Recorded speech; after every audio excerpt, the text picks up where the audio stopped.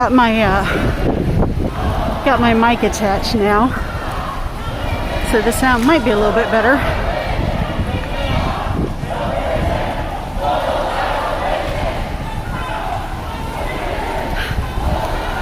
I need to actually catch up just a little bit. There's a emergency vehicle, it looks like.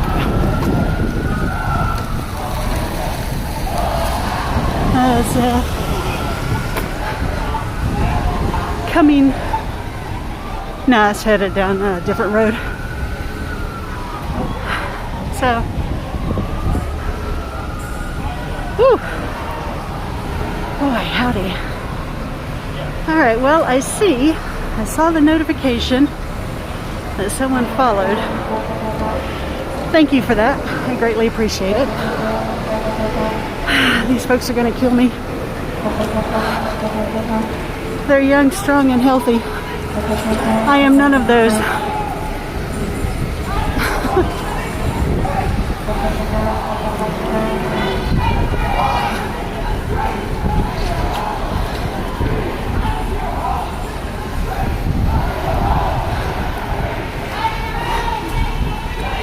There's someone here that has a magnificent projection of voice.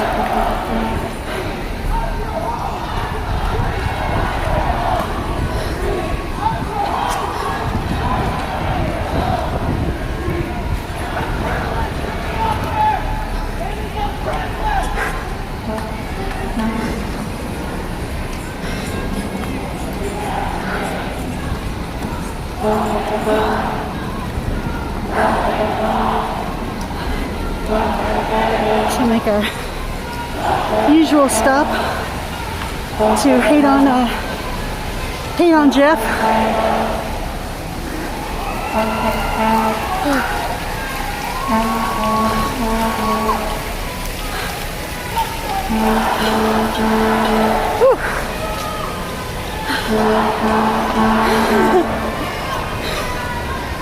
So nice.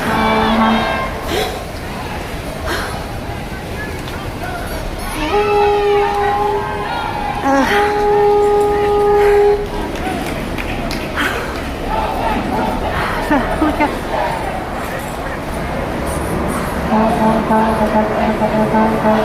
the people are like looking out their windows and stuff.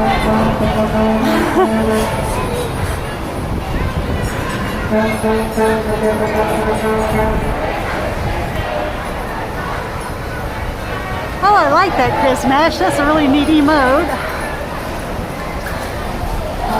I updated my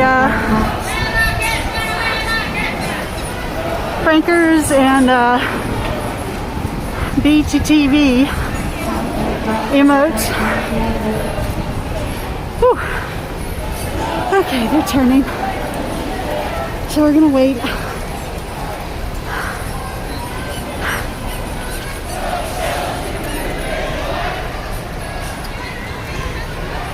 I'm keeping an eye on these cars over here too,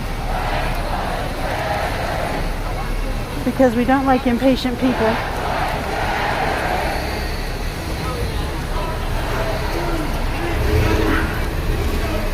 Now we also have the legal observers are with us tonight with the National Lawyers Guild.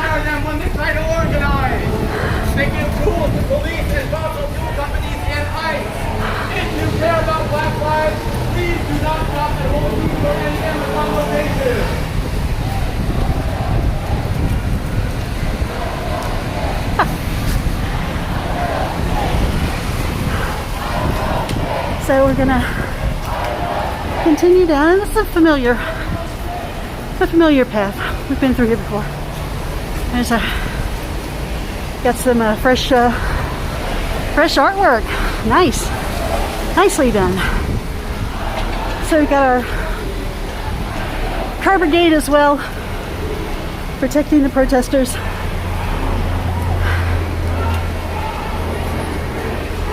Because as we know, and Seattle knows intimately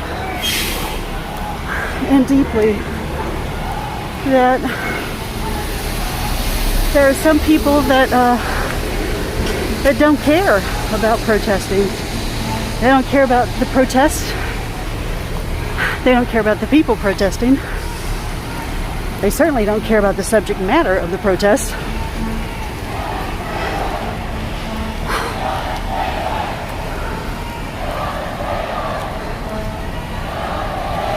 But I gotta say, this is a much nicer trek than the last time when my knee was all toast.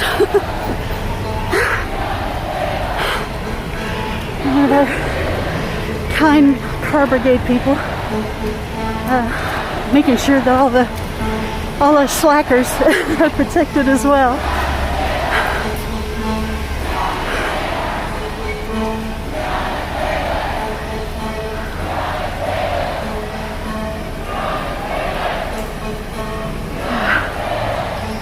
I have no idea where this is going to end up at.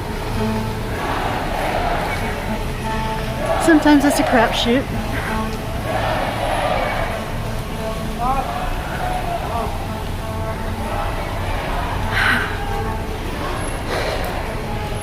See, we've been through here before. It was definitely different the last time. It was a direct action.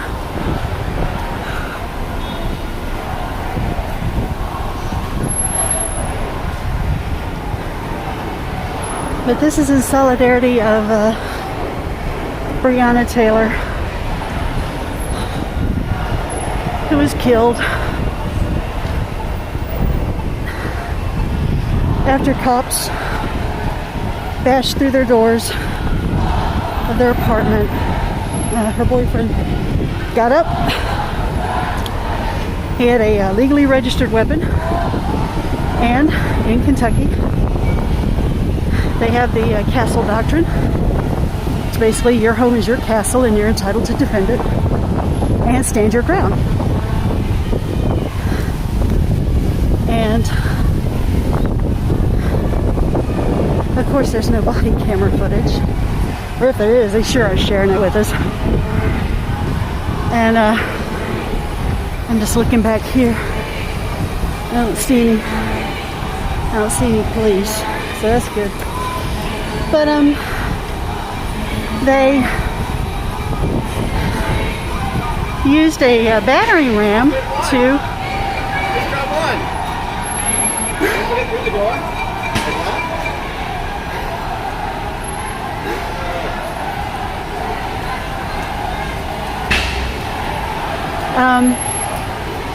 They used a battery ram to bust through the door. Now, I don't know about you, but have you ever been asleep middle of the night and all of a sudden there's a really loud crash, a really loud bang, you know, and you wake up and you're startled and you're scared. You don't know what the noise is.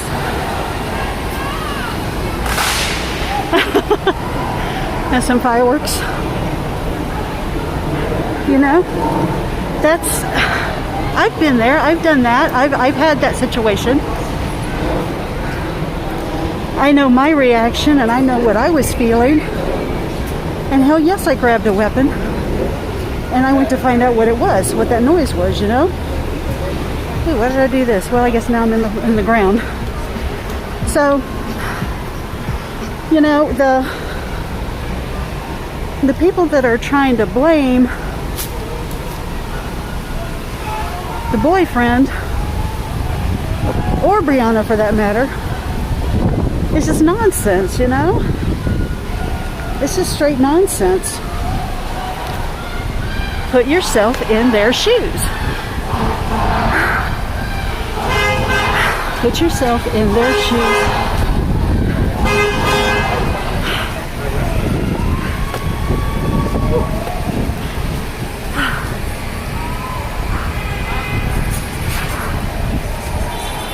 Just put yourself in their shoes. And imagine what you would do. Your door is busted open, crashing, banging. Men are yelling and screaming. You can't understand what they're saying. I mean, isn't that like the movie plot line for multiple home invasion videos and movies and shit like that, you know?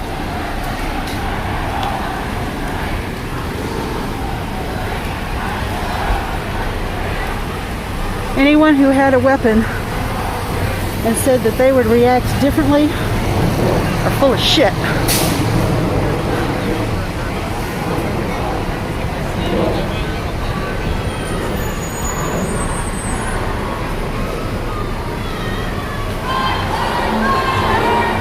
The boyfriend was totally within his rights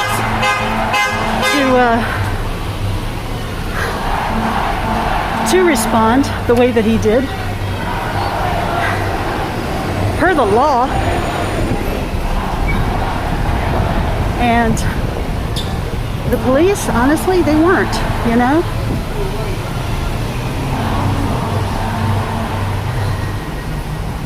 They weren't.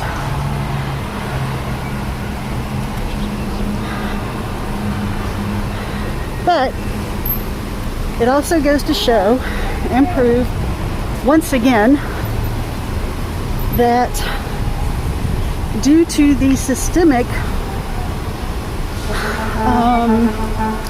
I'm trying to think of the right word for it. Due to the systemic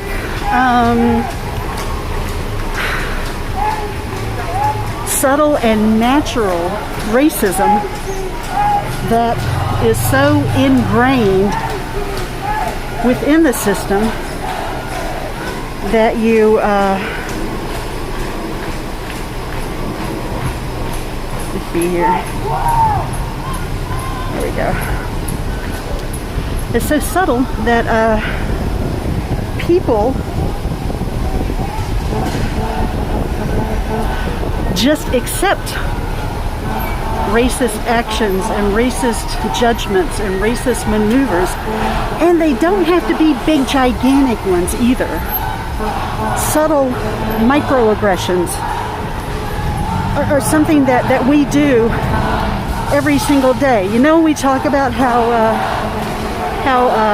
everyone is biased, white people are racist, just how it is type thing.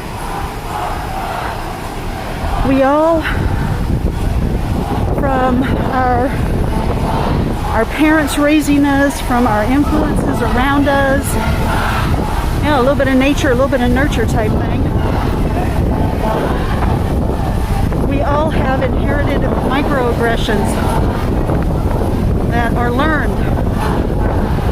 And if we have wise parents who are fighting as hard as they can to not be racist and to teach their children not to be racist, you're not going to see it as much. You're still going to have the environmental, you know, external influences that happen, you know, peer pressure, kids in school, so forth and so on. But it's not going to be as pronounced in a person like that. If you are exposed to the education of racism, how it works and how to spot the subtle things, that's something that over time will A, alter your beliefs, and B, you know, alter how you treat other people who are of, you know, other races, other origins, other creeds. And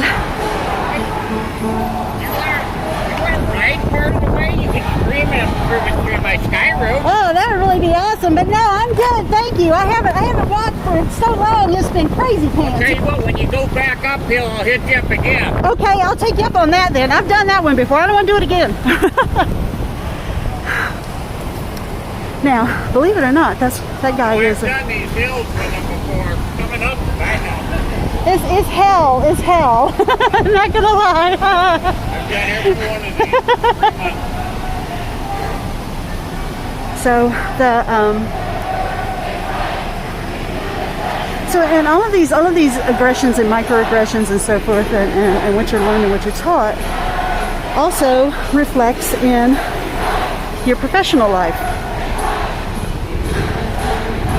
It's subtle. You'll never even notice it. I've had to be called out on stuff that I've done, and it's be like, wait, what? Whoa, no, hold on. And you know, I've been defensive about it, absolutely. But I worked it out. I figured it out, and got better. And it's something I'm going to be learning for my entire life. So those types of behaviors, those actions happening in businesses is what we talk about when we're talking about systemic racism in police departments. Because then you take the go ahead, you're good. Watch out, hon! Watch out! Let's get it!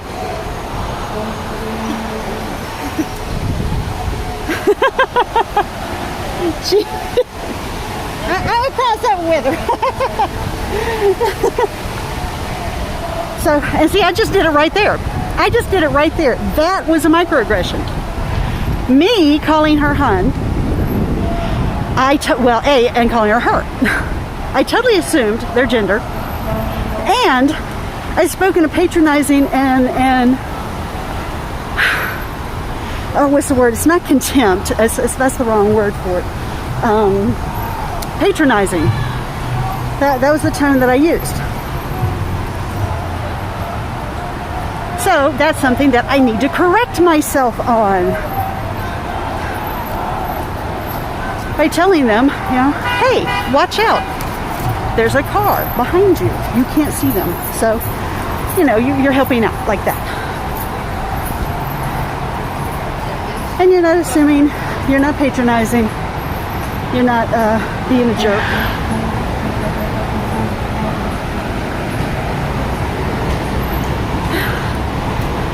Goodness. Oh, here we go. Okay. So this is I-5.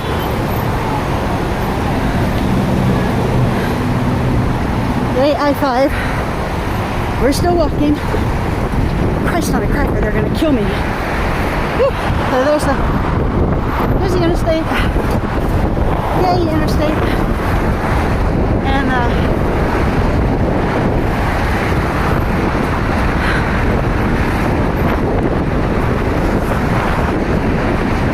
so where's I at? Oh yeah.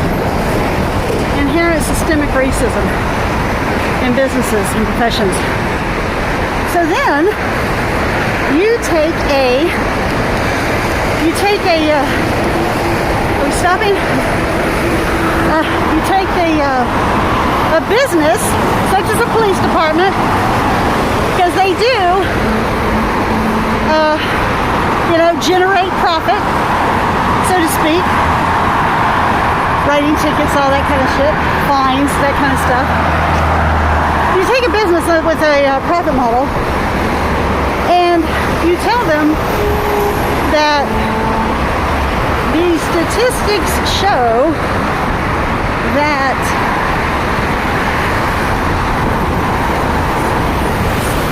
%50 of white people are going to commit a crime in their lifetime.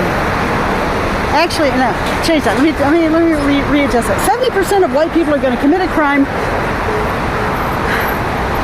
in their lifetime.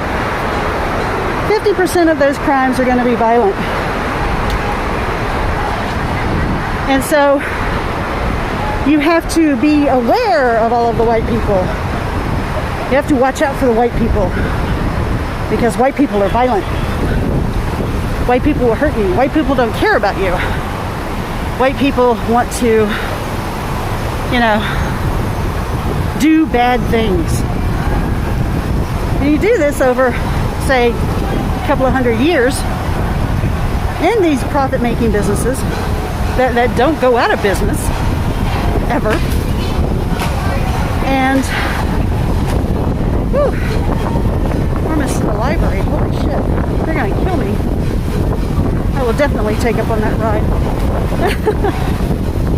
So,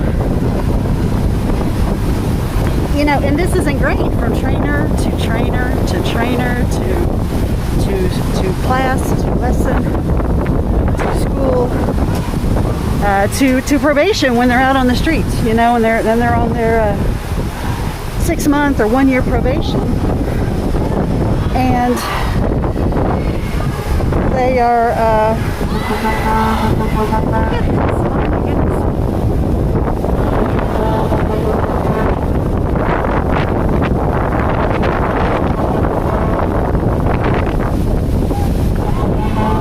it's funny because there's so many people that are coming up and joining the group from the sides.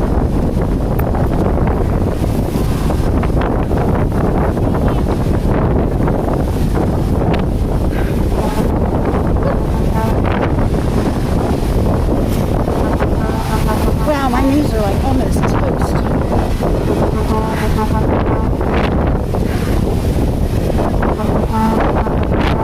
So just think about it, just imagine. Wow, it's super windy here. Super, super, super windy.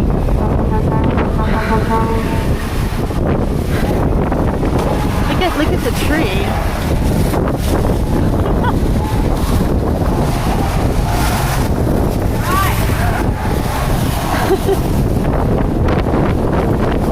Oh well, it will help them to grow strong.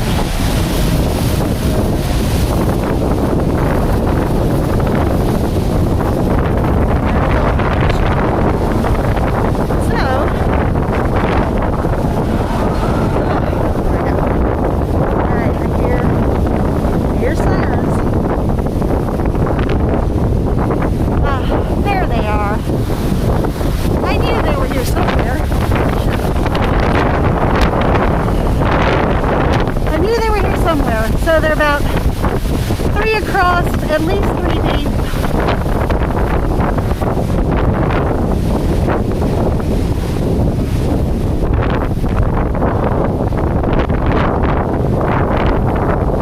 So they're just tracking and waiting. They are just tracking and waiting.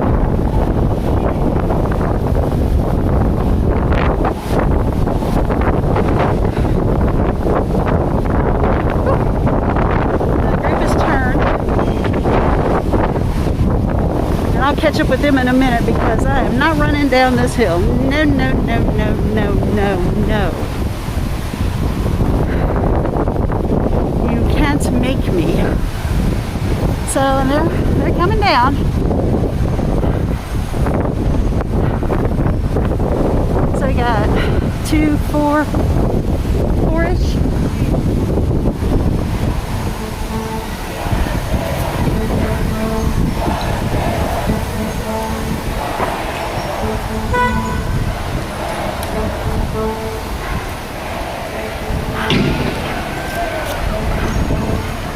Oh, and I see the shitbirds. I see the shitbirds.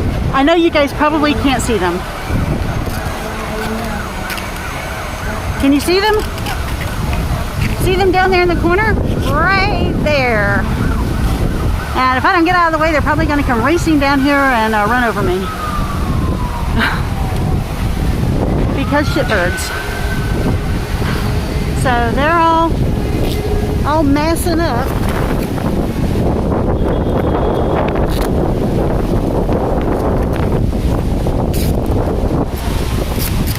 Hold on a second, y'all.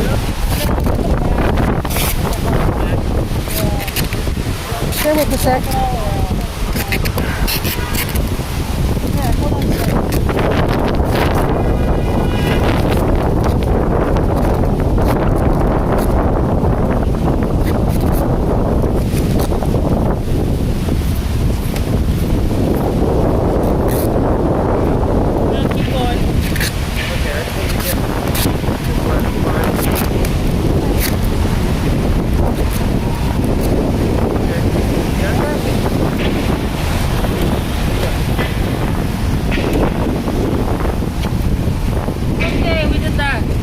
That looks good. I like it. I like it.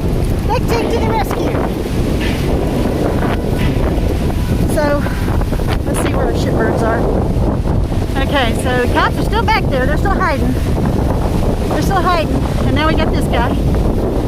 That's the transit guys, transit supervisors.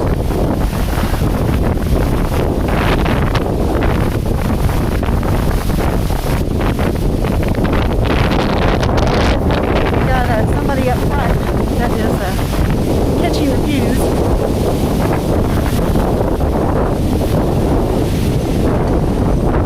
We got these guys coming up.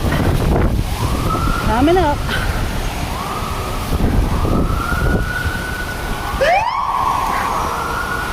And this poor car is stuck between the transportation supervisor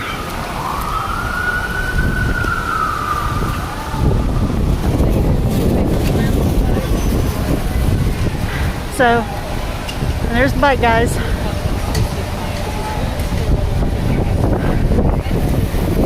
Let's see, what color are they wearing, guys? Look at their necks, what color they're wearing. There they go. Here's the yellow shitbirds. Here's the yellow shitbirds. Watch out, watch out.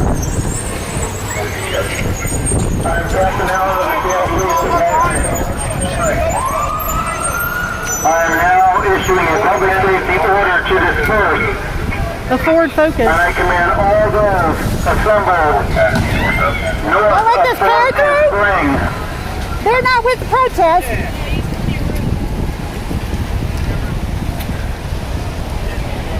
So, and oh look. I'm Captain Allen, the Shit. Seattle Police Department. Well, hell. I am now issuing a public safety order to disperse.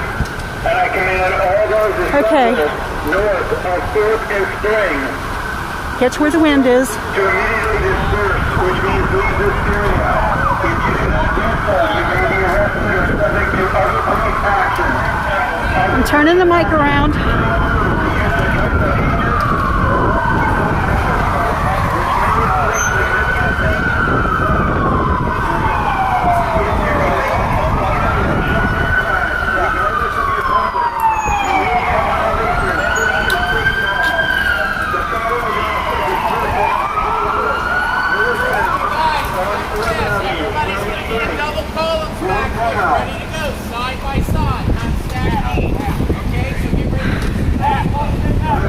Well, it looks like I'm stuck here.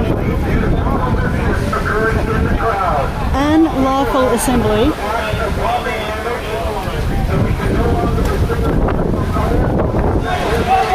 So, shit, hold on.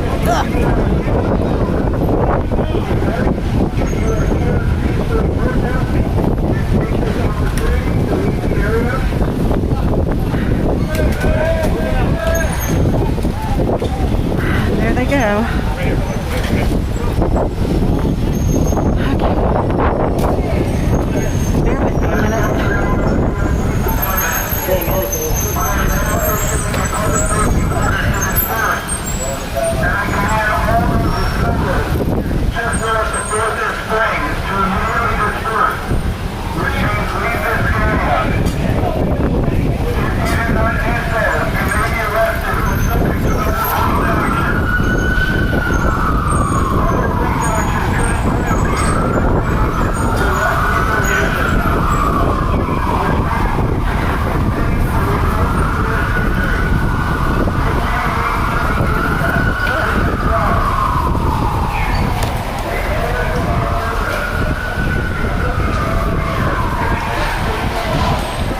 Sorry guys, bear with. I'm trying to get my press jacket on and it's not cooperating with me. Like remotely even at all. There we go. Okay.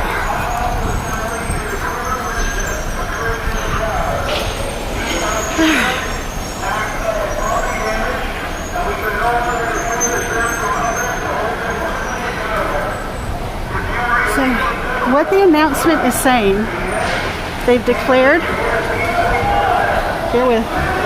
they've declared an unlawful assembly, and there has been property damage that has been committed by people in the group, and they can no longer determine who in the group is guilty and who in the group is innocent, basically, or who they want to like nab.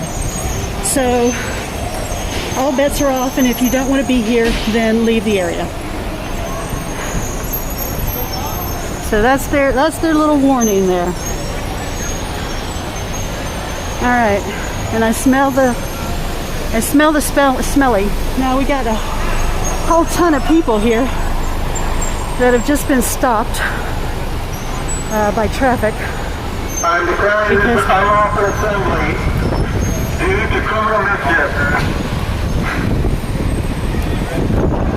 occurring in the crowd. People are committing acts of property damage, and we can no longer distinguish them from others to hold them personally accountable. If you are a legal observer, press, a medic, and or you are here to peacefully protest, and take this opportunity to leave the area. I am Captain Allen of the Super Police Department. So I am now issuing a public safety order to they're doing that in an unmarked car, by the I way. command all those assembled An unmarked hatchback of all things. on 4th Avenue, just north of the University, Ah, boy. to leave the area. I don't want to put my gas mask on yet.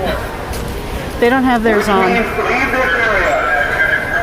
If you do not do so, you may be arrested for subject to other Oh, that's pretty. See, I mean, see, they're painting. They're painting. Maybe that's what they're calling property damage. If you remain in the area just described, regardless of your purpose, you will be in violation of city and state law. The following routes are available northbound on 4th Avenue. So they're basically saying that anybody in the area is subject to arrest. Anyone. Now I put on my very bright white reflective jacket that says press. It's even the press part is reflective. So they'll definitely be able to, you know, what I am, who I am. And I know a lot of folks are like, you know, don't stand out, don't stand out, don't stand out. I'm pressed. I don't mind standing out if it protects a protester exercising their First Amendment right to petition their government for redress of grievance. Then that's what I'm going to be stuck doing. We had a flying, what's that? A traffic stick. Ooh, a traffic stick. So we got the groups over here mustering up.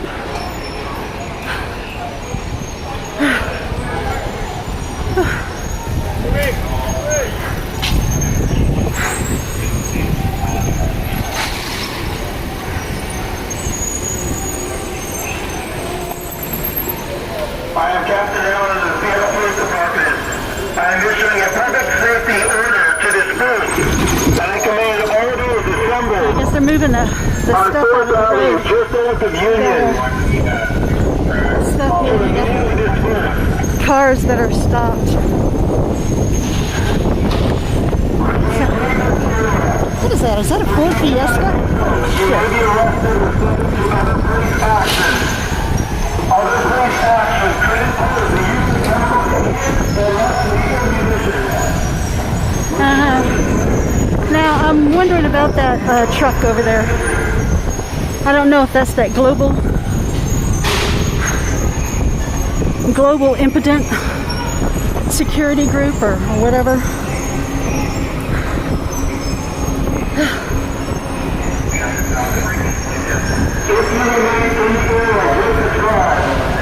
And I don't see any gas mask yet. They're hearing noises that people are locking the doors, and that's cool. So and then they got the raid bands in the back, and then they got more even farther back, like a couple of blocks back. So they're moving all the no parking signs out of the roads that got thrown in here. Wow, that's freaking loud.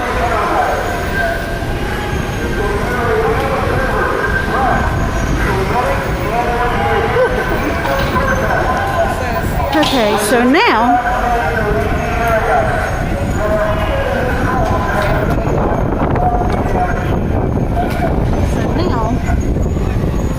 what we're looking at, and bear in mind, you're also looking at just plain old civilians, you know, either, you know, getting home from work or whatever. I don't know what they're doing. Okay, so now they're swapping out.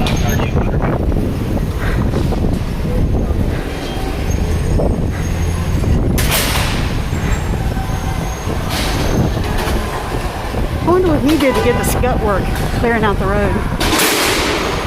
I am Captain Allen of the Seattle Police Department. I am now issuing a public safety order to disperse, and I command all those assembled. And please note, he is commanding. He's not, you know, asking or requesting or anything. I command all those assembled. Nobody is stopping. The group is continuing to move forward. If you do not do so, you may be arrested or subject to other police action. And they're driving around the driving around the blockade. Okay. So they just got the little ballistic glasses on. That's cool. Thanks.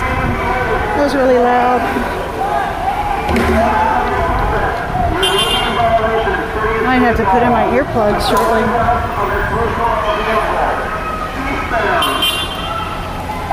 Okay, so now everybody's basically in a corner over here. This is prime kettling area here.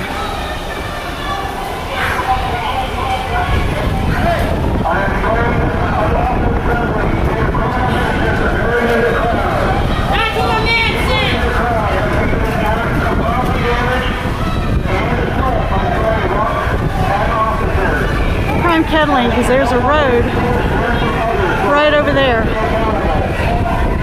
Okay, they're moving along. Huh.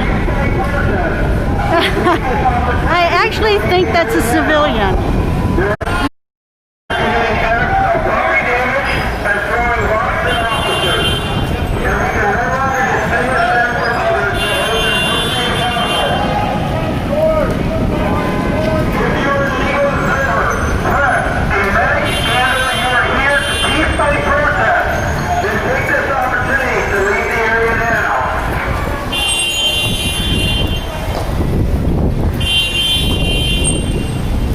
So they detained one person.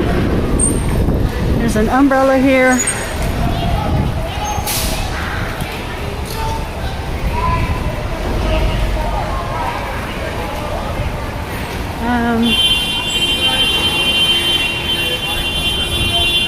There's a bag, like a cloth bag. I am not running into me. Oh, they're making them move to the side to let all the traffic through. Oh, never mind. They wouldn't be that nice. As the police are not polite to the citizens. Okay. So now we're back on this one.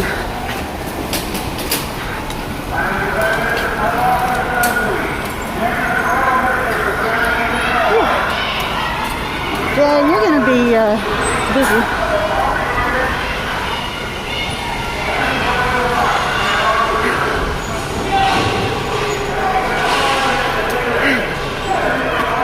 Now we're going up the hill. I'm going to swap this damn monopod out and turn it into a walking cane.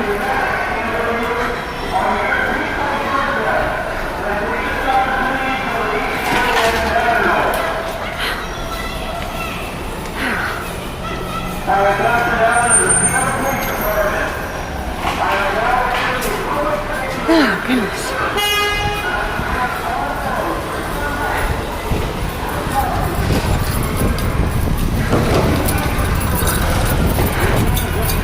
I really feel bad for that guy.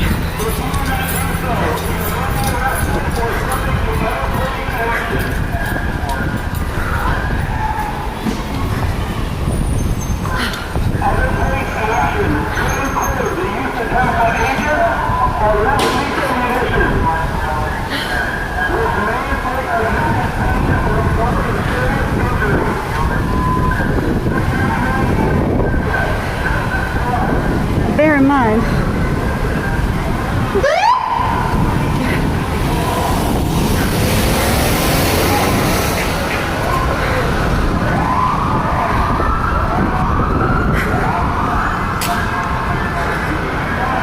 Our protest group is incredibly healthy.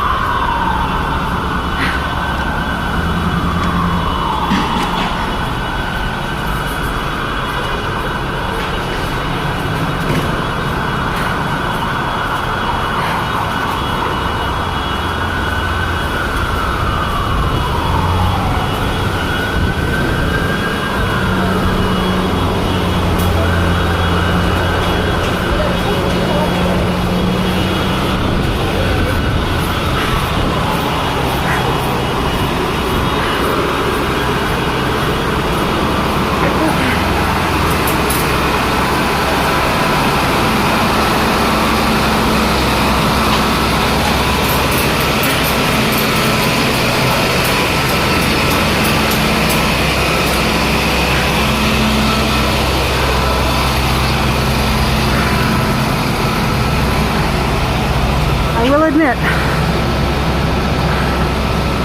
they are going to get farther away from me.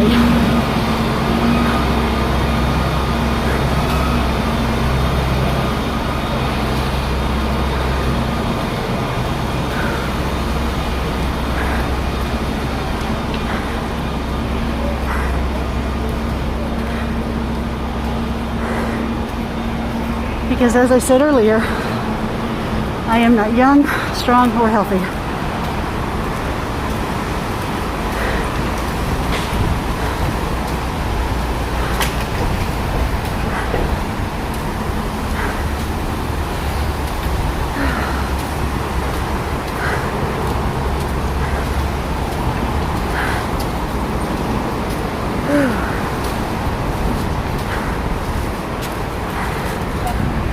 So, they've continued on. And they just turned.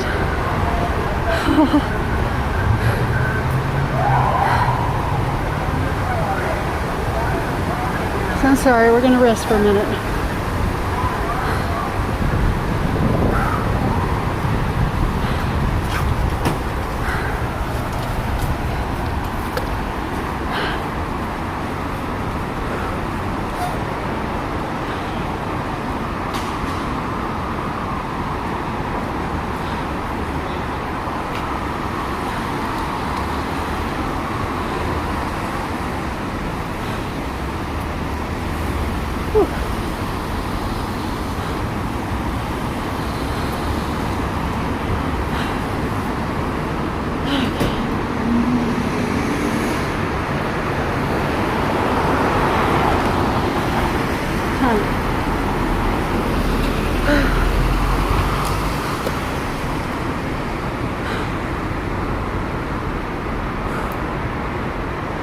Ugh.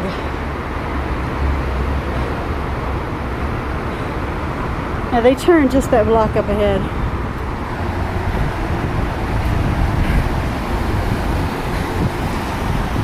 Whew, goodness.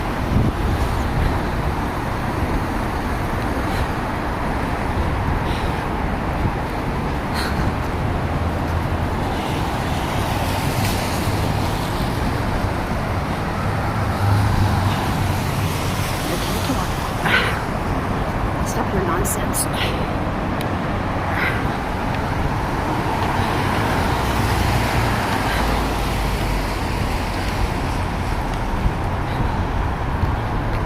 God, I wonder if I can take off this damn helmet.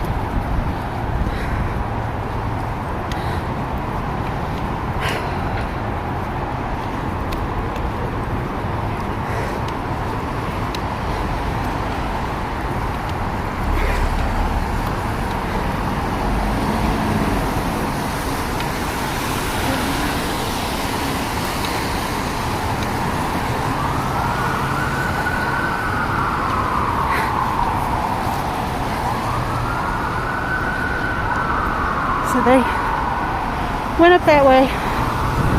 You can see the cars up there. Sidewalk. Singles. Singles. You see the orange. Single. They're up there. The orange shitbirds that are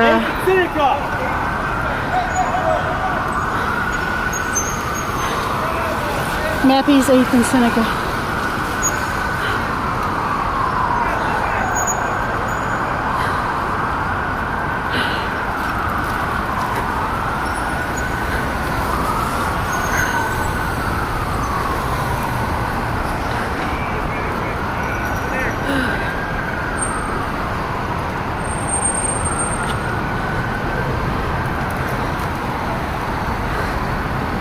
Motherfucker.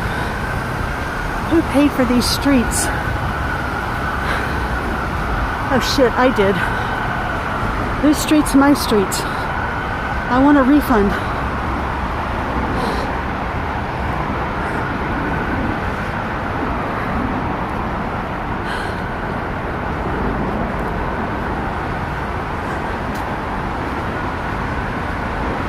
Ah, man, fuck this. So, I'm just getting my water.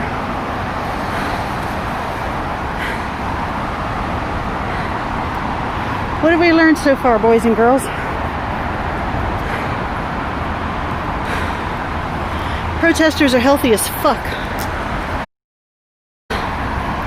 They can maintain a non-stop pace, even being chased by cops. And it's a pretty quick pace too.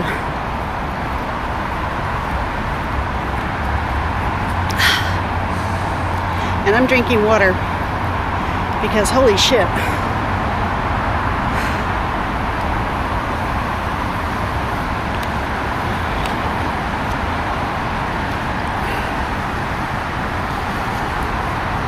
And I'm hot as hell.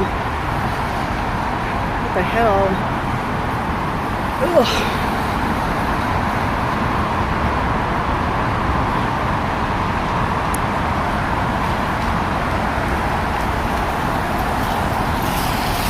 I'm gonna take off the helmet for right now because I feel pretty confident right now that I'm not gonna get tackled or any other nonsense, abuse. Ugh, God. I also want to take this jacket off. Shit. I wonder if I can do that.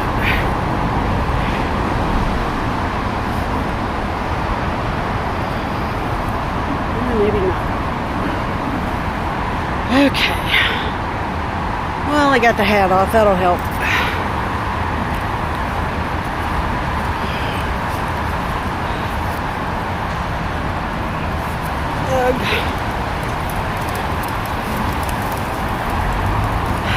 Meanwhile,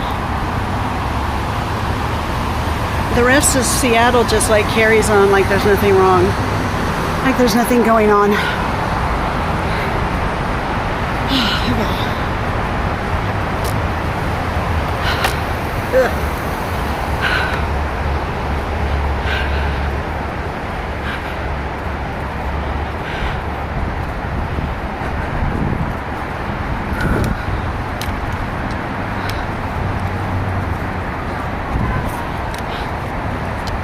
And the healthy people have continued up the hill.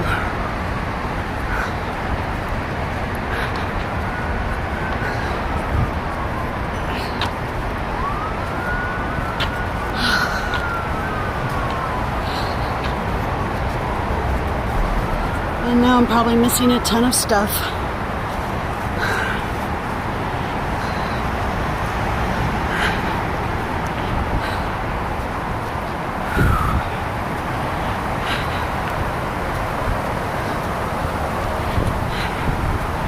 Anyway, the folks that have joined and have hit follow and such, thank you greatly. I appreciate it. Oh, wait a minute. I want to check something. Whew. Hold on here. Yeah, I see her. We got some followers tonight. Oh, that's so nice.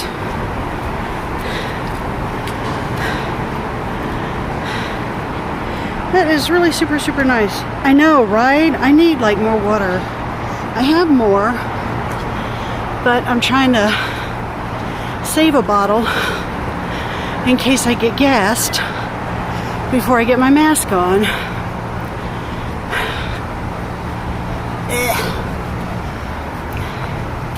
I swear to God, if I fucking collapse, it's not going to be because I got tackled by cops. It's going to be because I'm old and out of shape. And I earned it. Okay. So,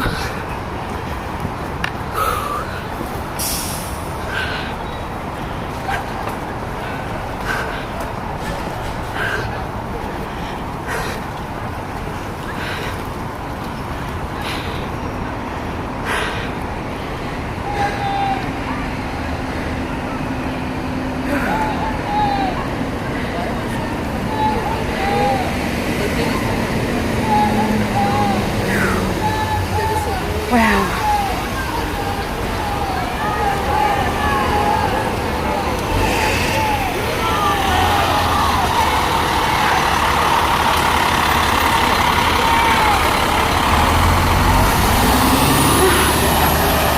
Oh, goodness.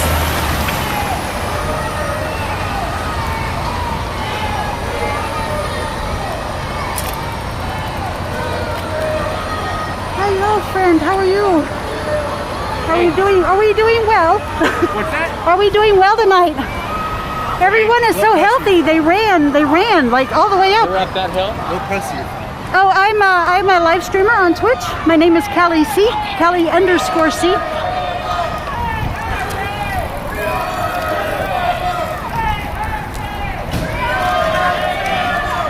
So we have some folks here.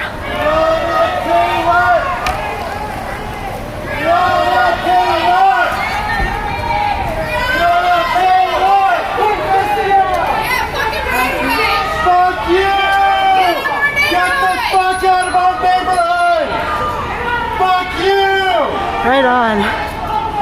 And how? Get them all out of here.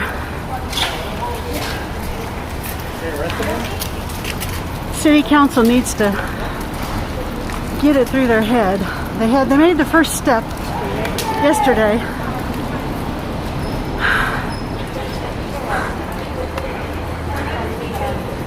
They made the first step yesterday by overriding the veto.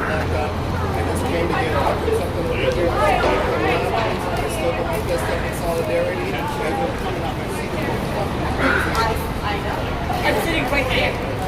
I was across the street, fucking ran over here, man. And I was like, fuck, I gotta fucking. Here we There's those people against that fucking hole. They're just waiting to fucking.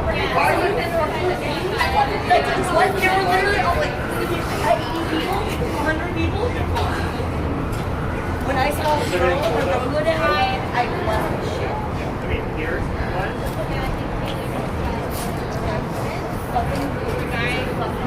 There we go.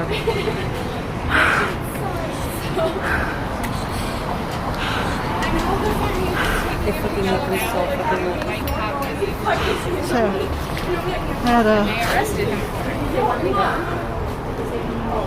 someone here who was assisting, and apparently the cops tackled them. We also had an innocent bystander. I'll talk about that systemic racism.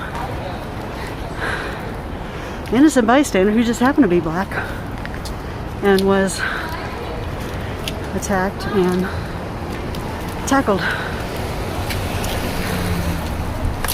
I wonder what happened to that dude that said he'd give me a ride up the hill.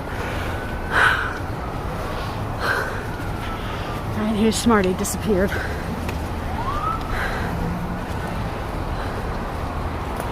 Oh, goodness. I'm getting slower and slower and slower. I'm gonna have to change the stream title to is Callie going to get up the hill?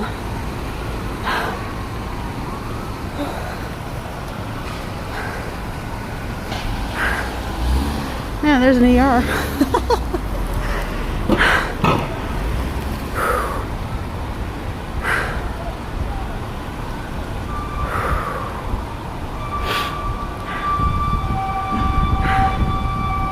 Oh, come on, change.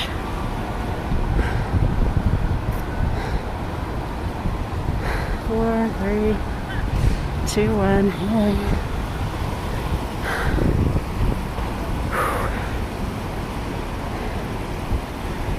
Ugh.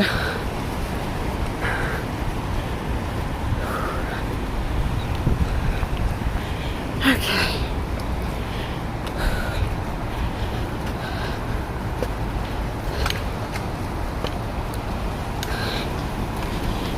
The dirty bastards are staying a block ahead of me. Stupid cops. Ugh. Hold on.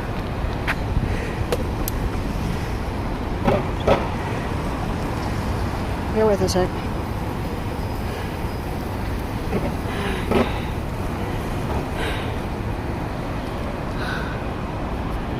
Sorry, I'm trying to like operate here with two hands and three items.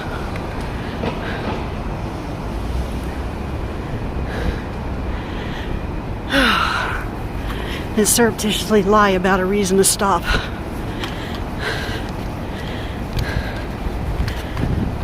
Oh goodness. Okay, so there's some broken glass. I don't know how that happened. I honestly don't. I wasn't here, so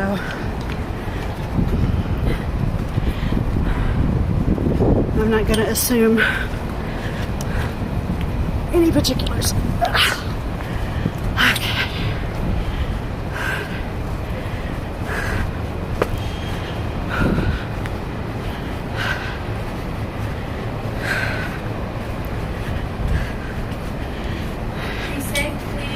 Thank you, and you too. You too.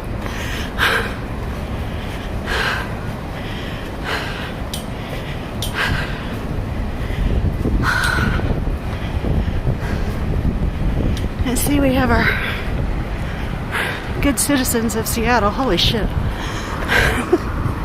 Our good citizens of Seattle watching out for us, which is always nice. I'm grabbing more water.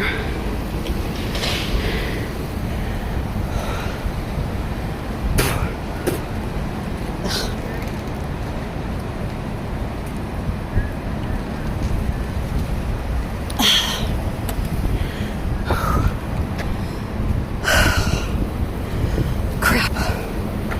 Why did I decide to live in a city? You guys have heard this argument before. You don't have to listen to it. Why the fuck did I decide to live in a city that had massive ass hills?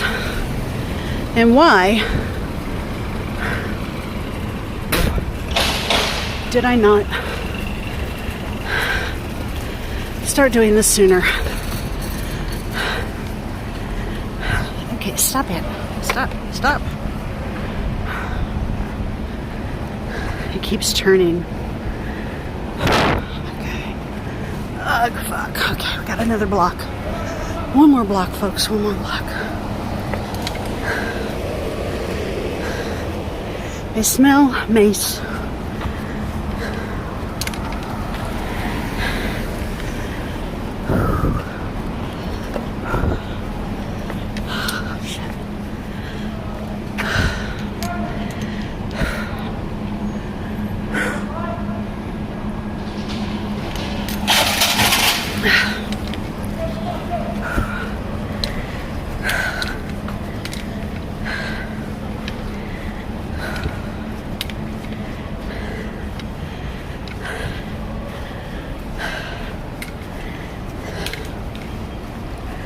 Looks like we had some more glass breakage. Then.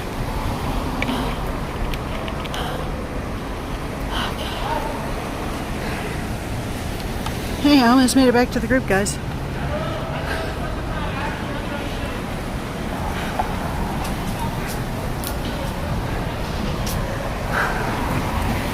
may be good, it may be bad. All I know is I don't want him to move anymore. And then just call a lift out of here when we're done.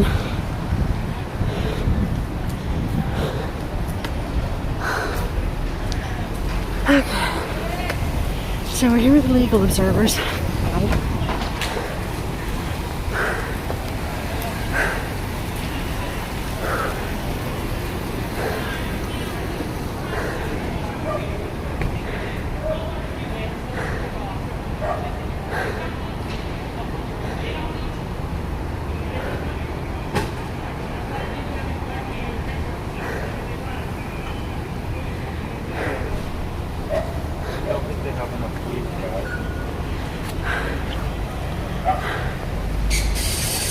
You're a disgrace to democracy.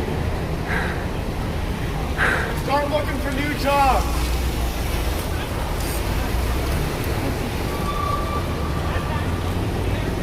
It started to rain.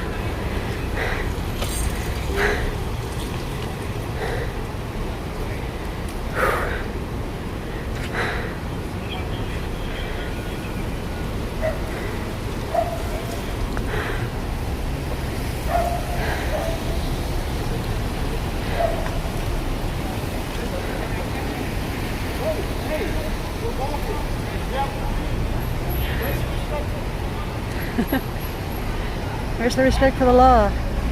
As they just tried to run over a pedestrian in the crosswalk.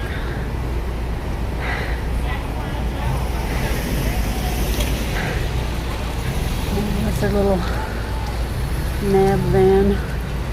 Oh, that mirror. Oh, ow, ow, ow. Okay.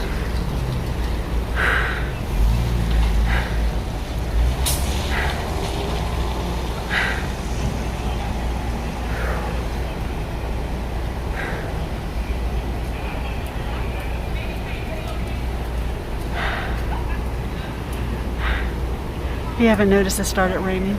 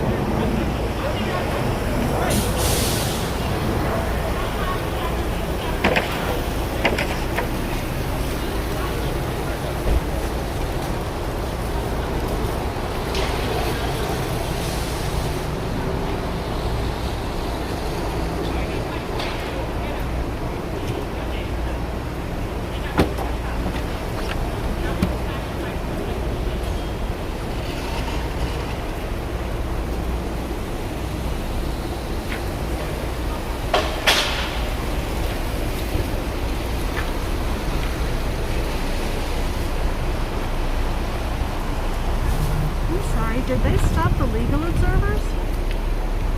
Oh, okay. Okay.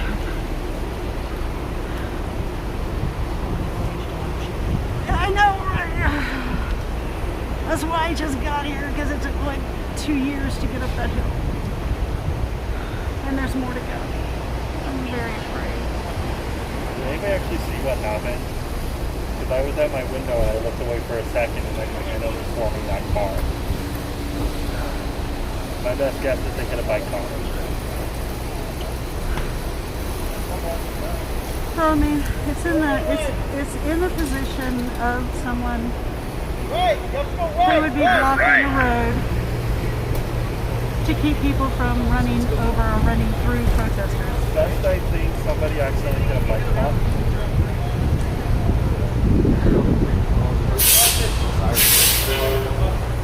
Yeah. There was a protest going through. They had just passed when it happened, so.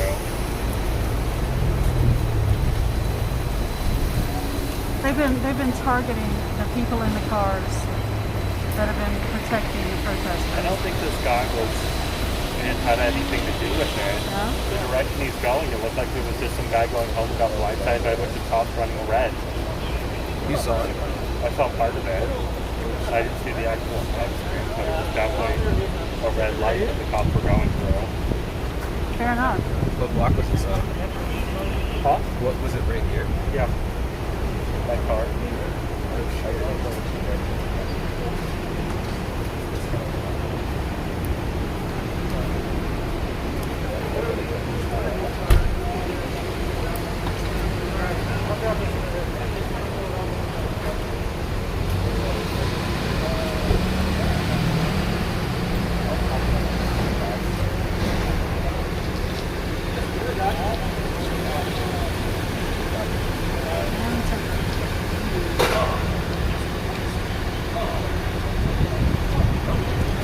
I hope the owner gets pictures of the car beforehand.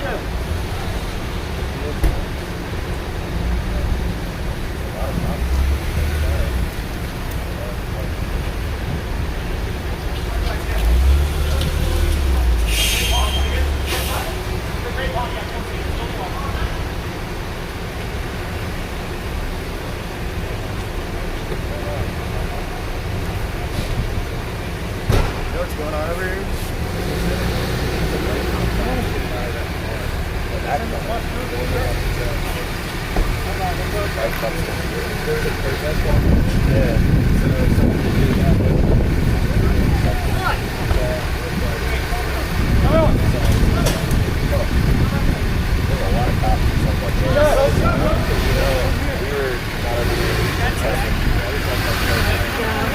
Fucking Laurel and Hardy trying to direct traffic here. I could do better than this.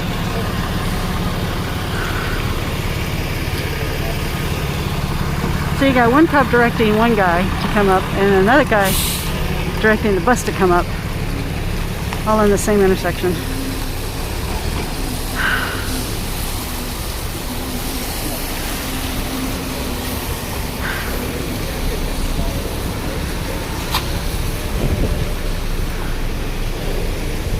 And now they're going to take that car away.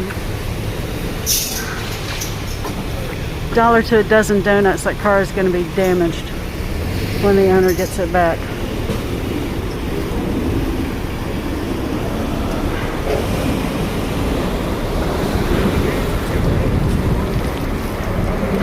So, I've recouped enough that I'm going to go ahead and continue forward.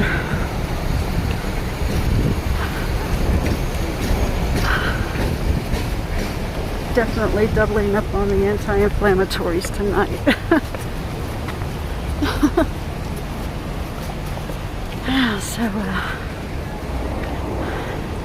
So apparently that car right there, this little guy right here, was not part of the car brigade.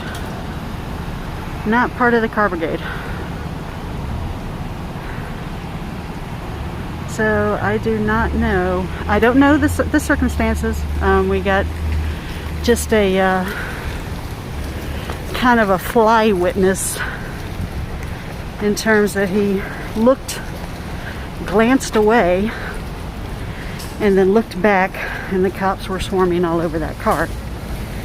He assumes that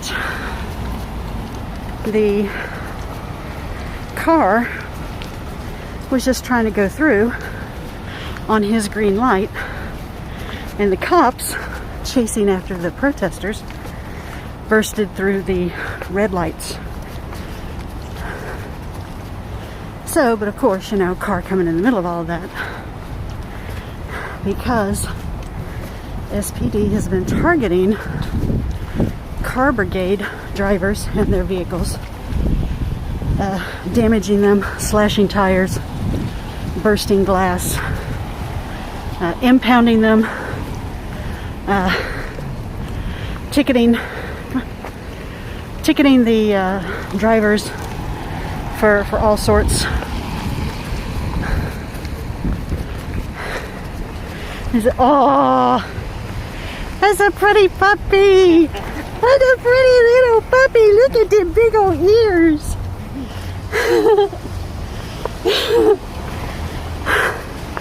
Little baby beagle puppy.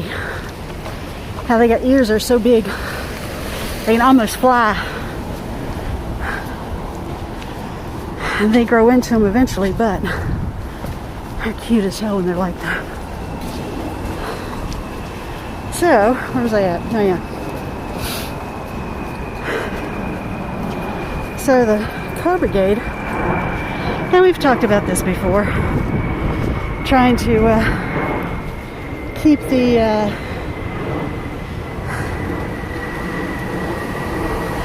keeping protesters safe because of what happened July the 4th, the morning of July the 4th, when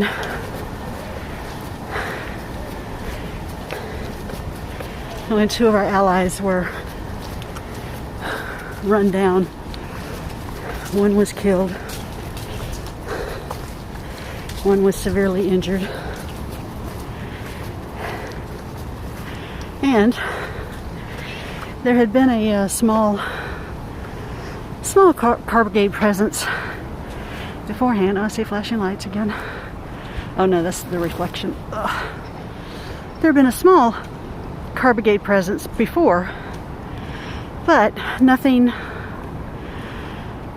like what it grew up to, what it glowed up to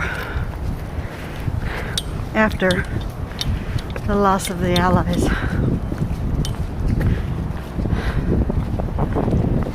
And one of them is out of the hospital now and has rejoined the group doing protests. I don't think they're definitely not on, making this kind of a trek. It'll be a while before they're able to do that.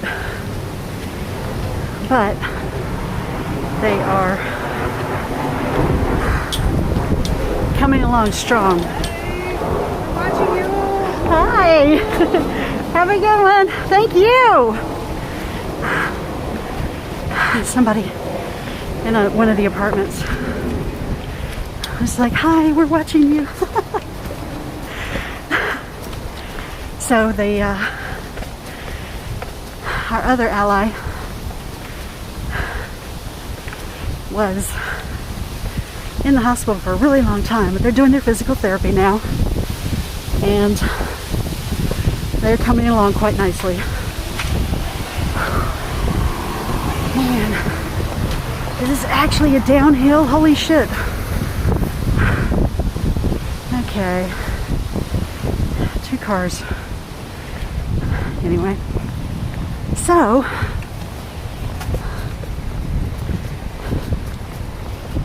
but yeah, they have come out, have been in the protest. I do not know if they were here tonight, but we're glad that they are able to rejoin us. Oh, goodness. Oh, great, here's the curve. Yeah. Thank God it's downhill. Holy cow. I've never been so happy to see a downhill. I have no idea which way they went from here.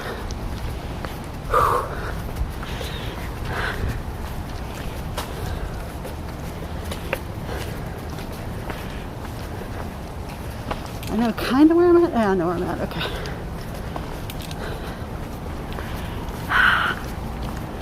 Yeah.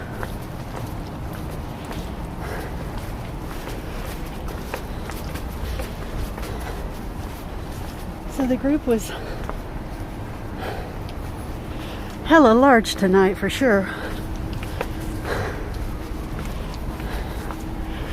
As someone said, there were about 300. That was the conservative. Estimate was 300,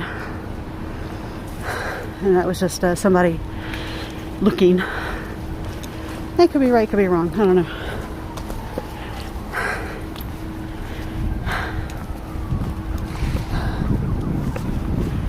Okay. So, and if you'll notice, life here is just back to normal. Like nothing happened. Oops, I missed that car behind me.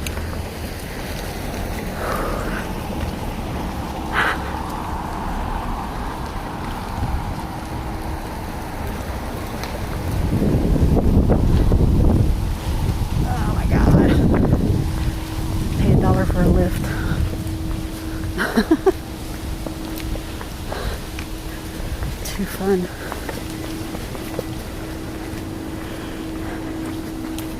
It's so good to know that even though I'm in a city with a bunch of fucking hills, that this is a city that supports protesting. Oh, I know where I'm at. Shit.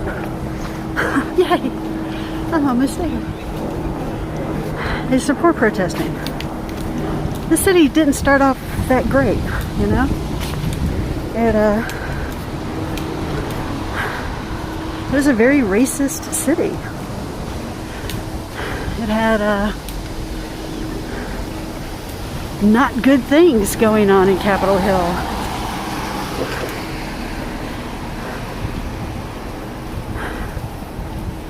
It had what's the word for it?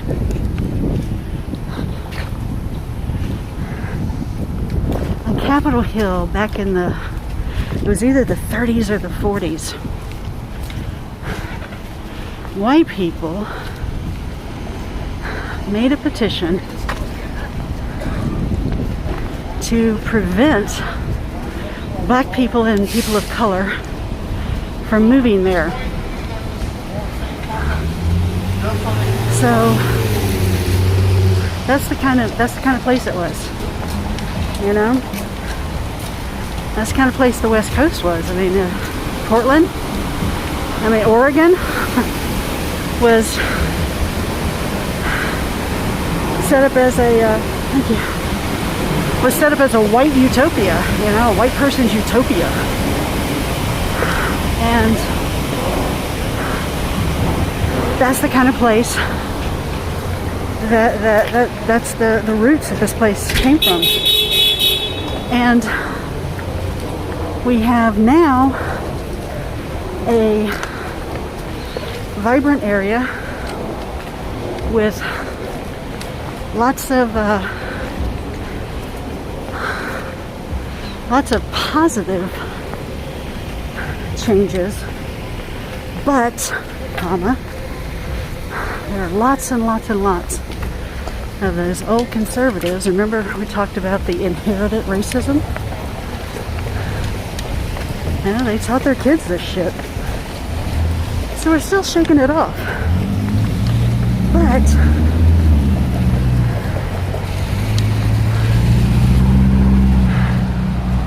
it's not like other places. It's definitely not like other places. Other places are much more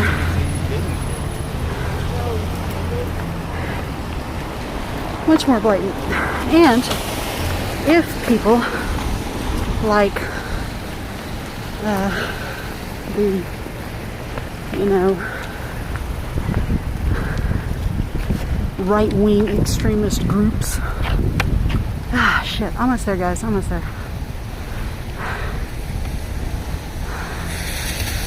The right-wing extremist groups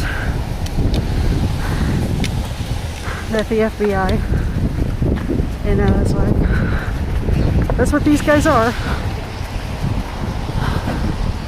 They don't come here like they do to Portland.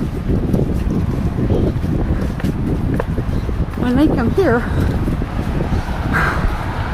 the residents, and we're not talking about the protesters, we're not talking about the funky people that live in their multi-million-dollar homes. We're talking about like the actual residents in the neighborhoods of the city with their wooden houses or their stucco houses and such. They come out of their houses and make every effort to chase them away. They gather up quickly. They see them and they will protect protesters, and they will basically harangue and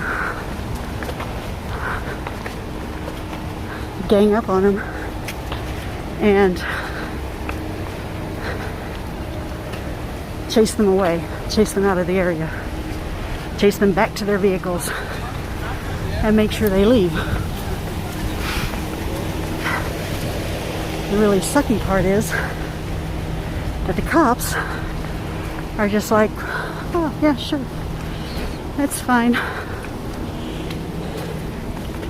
We know you're here to create violence and cause trouble and cause something that will harm people. But it's okay, yeah, no, you're fine. We like you. We want you to be here. And that's just bullshit, you know?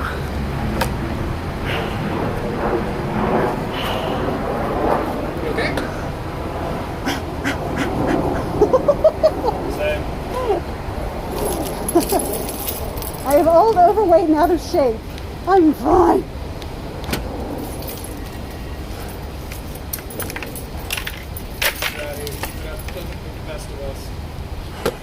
I try, well, clean up the end, you know, hey.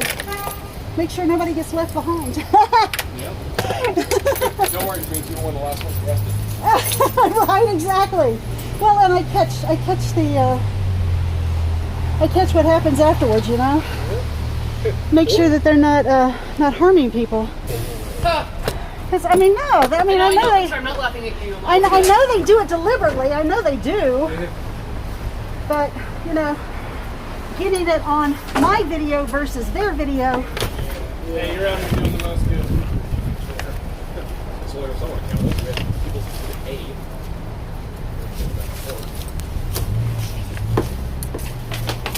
One day you'll have the footage that gets me out. I just bash my head against the wall. Exactly, and then say you were resisting. Like, this guy was just standing there, yo. He was absolutely resisting. We saw him. He glanced at us. He looked in our direction, our general direction. Guys, he waved us. That's a violent act, man. He was threatening us. He raised his hands at us. I was so threatened. I surrendered. Shoot him.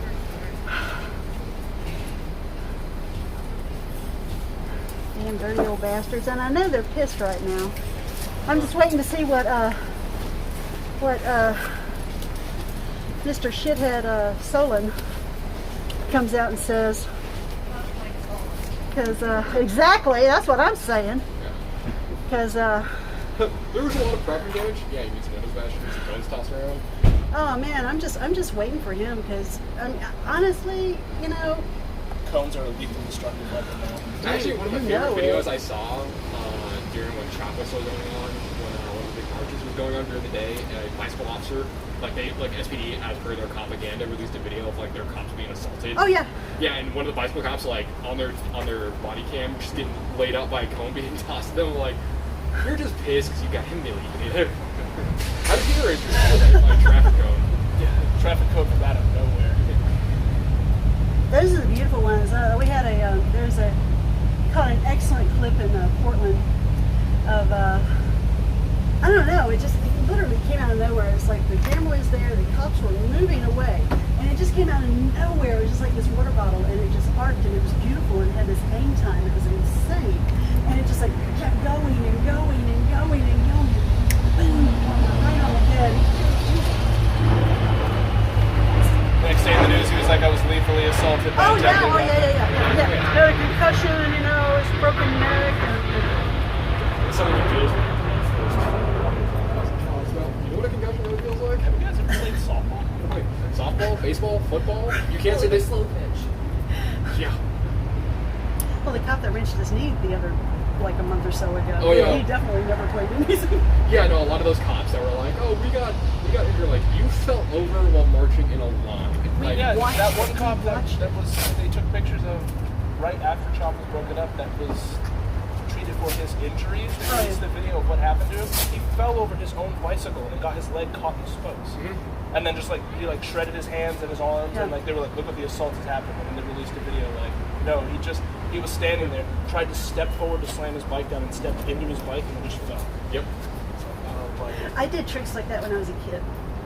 My roommate, the first time on Chop, the cops were doing the cool slide move, cops slid out. They like literally pointed and laughed at him. The cop like nudged his buddy, was like, and, like did it and shot him in the dick with the. You, sorry, I hate to interrupt. Were you with the whole march? Well, I was like 900 miles behind them. I got through, most of it though. Did you see anything about a car being on fire? I saw nothing about a car being on fire. There was no car on fire. I mean, I was behind like the entire step of the way, and there was no cars on fire at all. There was no fire extinguishers being used. There was no nothing. When I broke off from you guys too, I followed the same path. There was no evidence of fire. A couple of things. The only thing I saw was spray paint, and there was a couple of broken, the glass. But it was just glass. It wasn't even like the actual machine itself. But also a spray paint on windows. I didn't see any. They're talking about So like a regular Friday night dinner. Yeah. I'm sure the only windows they took out were that was Starbucks. And Well, one and that's perfectly reasonable. They've got the money to replace them. Oh yeah, they can replace those windows all day long. They're all insured. Exactly. The windows break, they just get replaced. This is my big complaint because everyone's people are like, oh my god, it's probably others. Uninsured. What are you doing? Think. And if you notice, they went from double panes glass to single pane. It's much easier to break, but they're probably still insured for double panes. So they're just making money for all the costs.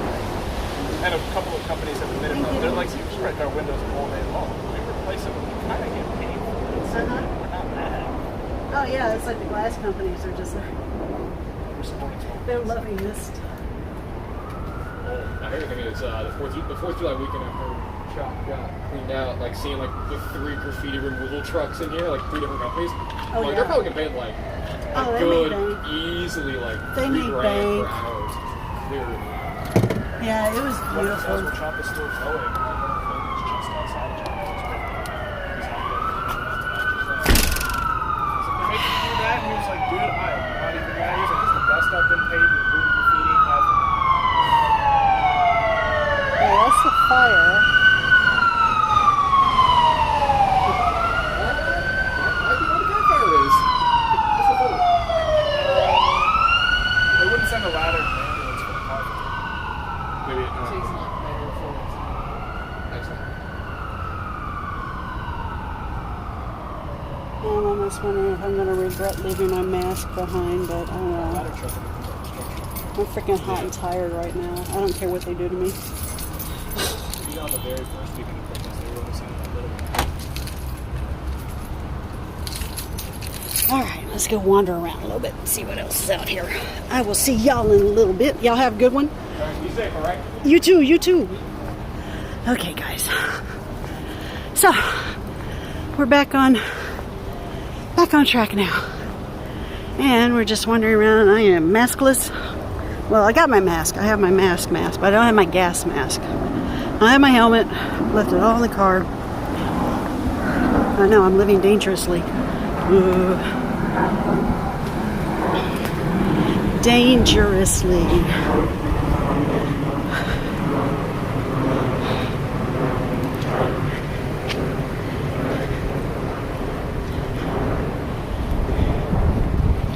So, let's see here. So yeah, somewhere along the line, someone, I don't know if this is proven or not, because I'm not, looking actively for news or anything like that. But someone has said that there's an allegation of the protester setting a car on fire. But I mean, y'all were with me. Did y'all see a car on fire? There was no car on fire anywhere. So we're just gonna go up here and take a look at the sacred fence.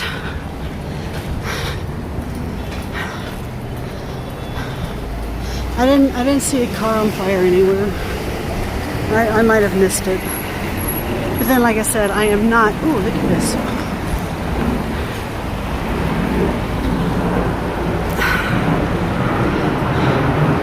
I wasn't like with the group.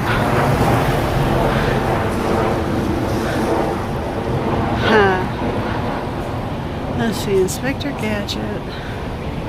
What's the message there, guys? What's the message?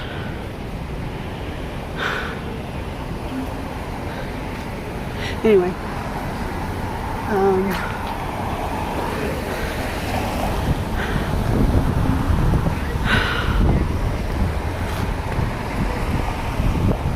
The memorial is gone.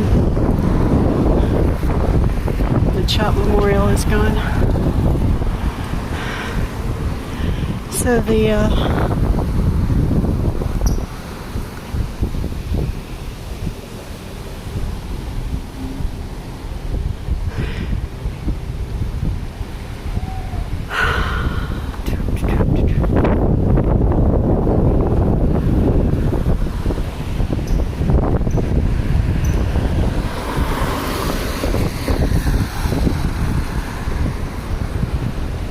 I didn't see any. I didn't see anything on fire. Oregon, huh? I'll make note of that car for sure.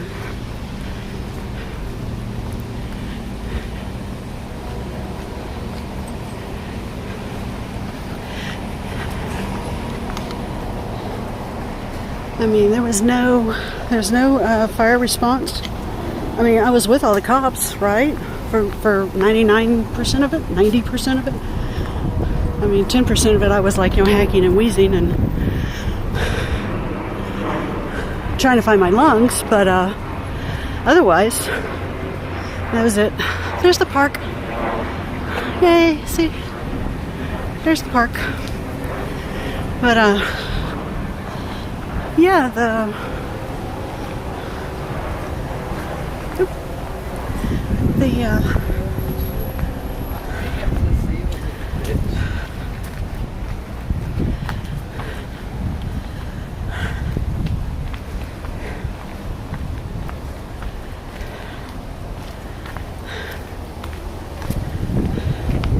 I don't know where that report could have come from, but I believe, to the best of my knowledge, at this point in time, subject to change upon education, that there has been no car fire.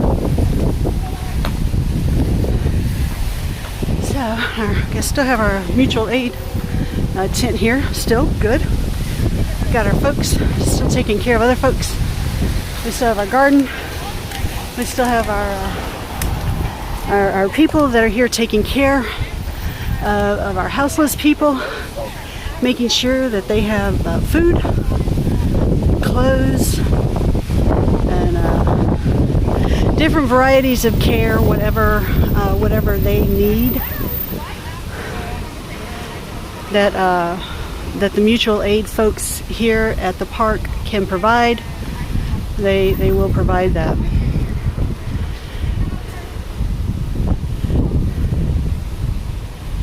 Oh, goodness.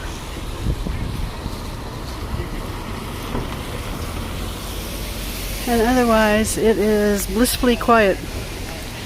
I mean, as you can see, there's nothing happening here. There's no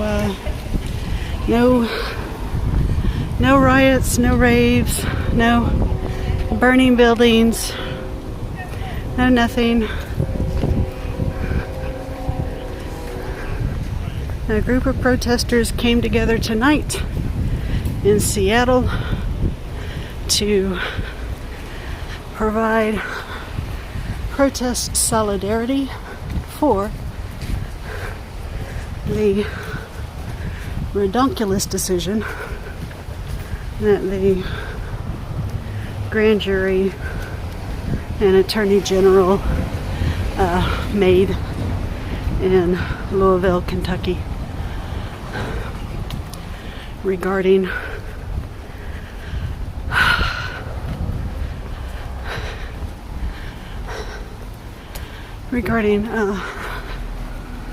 Breonna Taylor. Still upset about that, not gonna lie. And so upset that they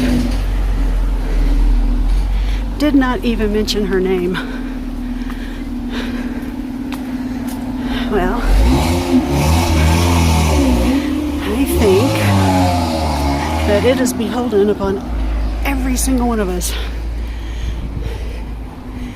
that has heard about this story, supports the concept of being able to go to bed in your own home at night and go to sleep with confidence that you're not going to get busted down and raided and shot and killed.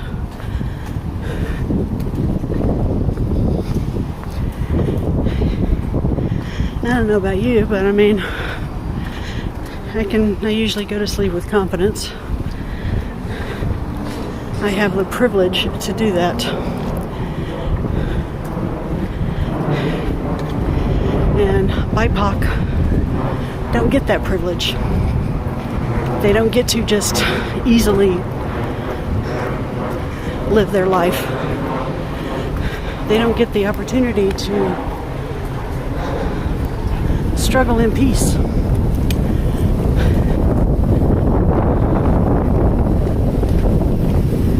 They don't get the opportunity to make a first impression. Oh, there's our friend there.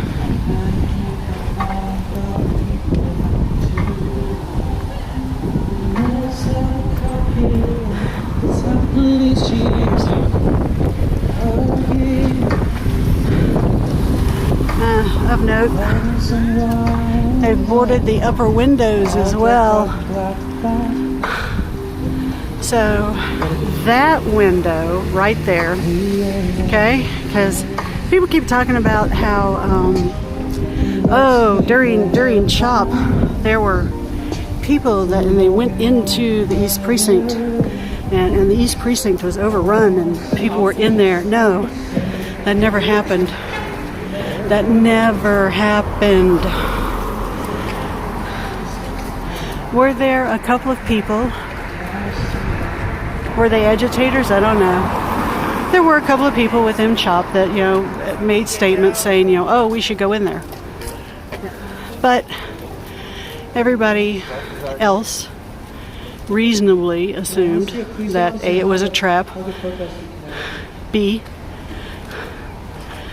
it was in front of the precinct. B, it was I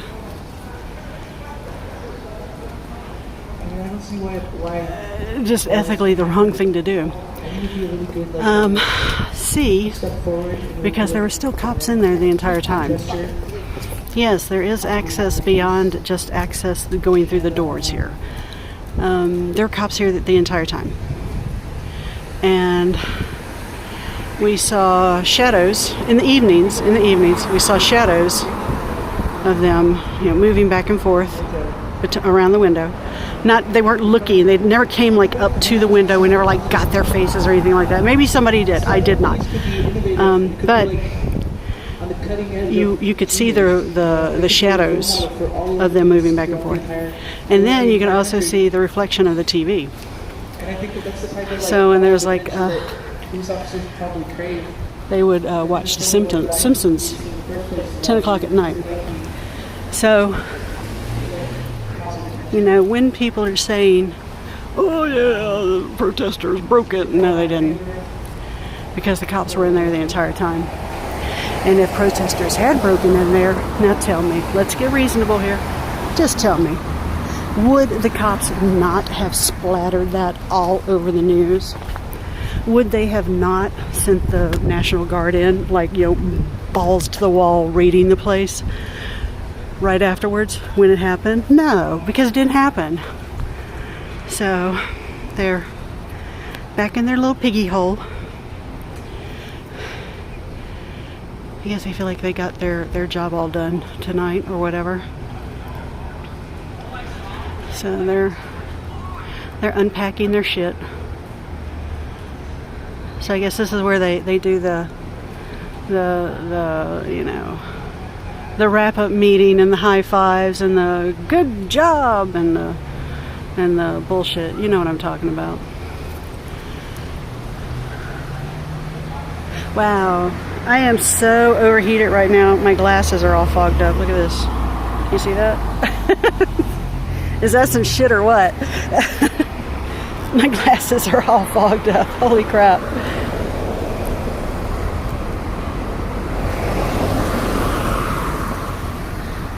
So they're done for the night, looks like. Or else let's see, well, it's only 10 o'clock.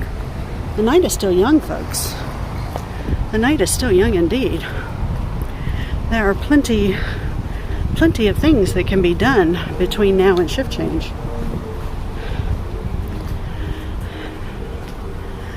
Plenties of things that can be done between now and shift change.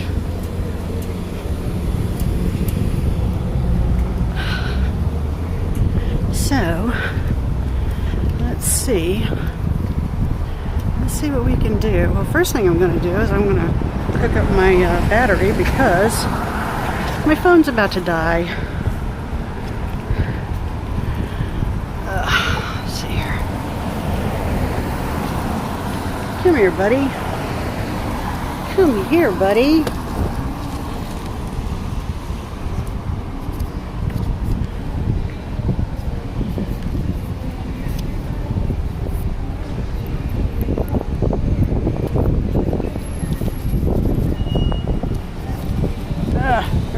There we go.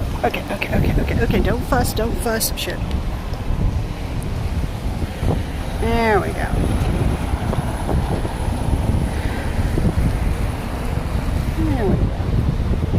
Alright, don't fuss, don't complain. You're fine now, you're getting juice. It's like a little hungry baby, you know? It screams at you.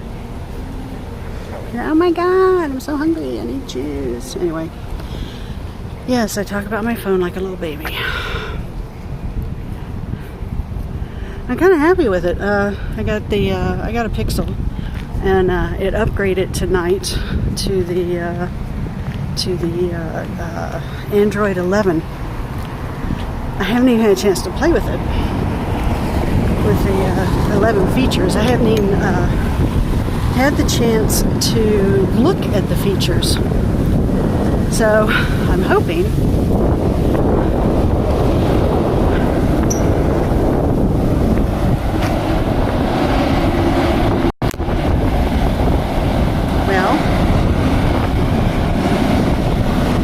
there we go. So there we go. That's better.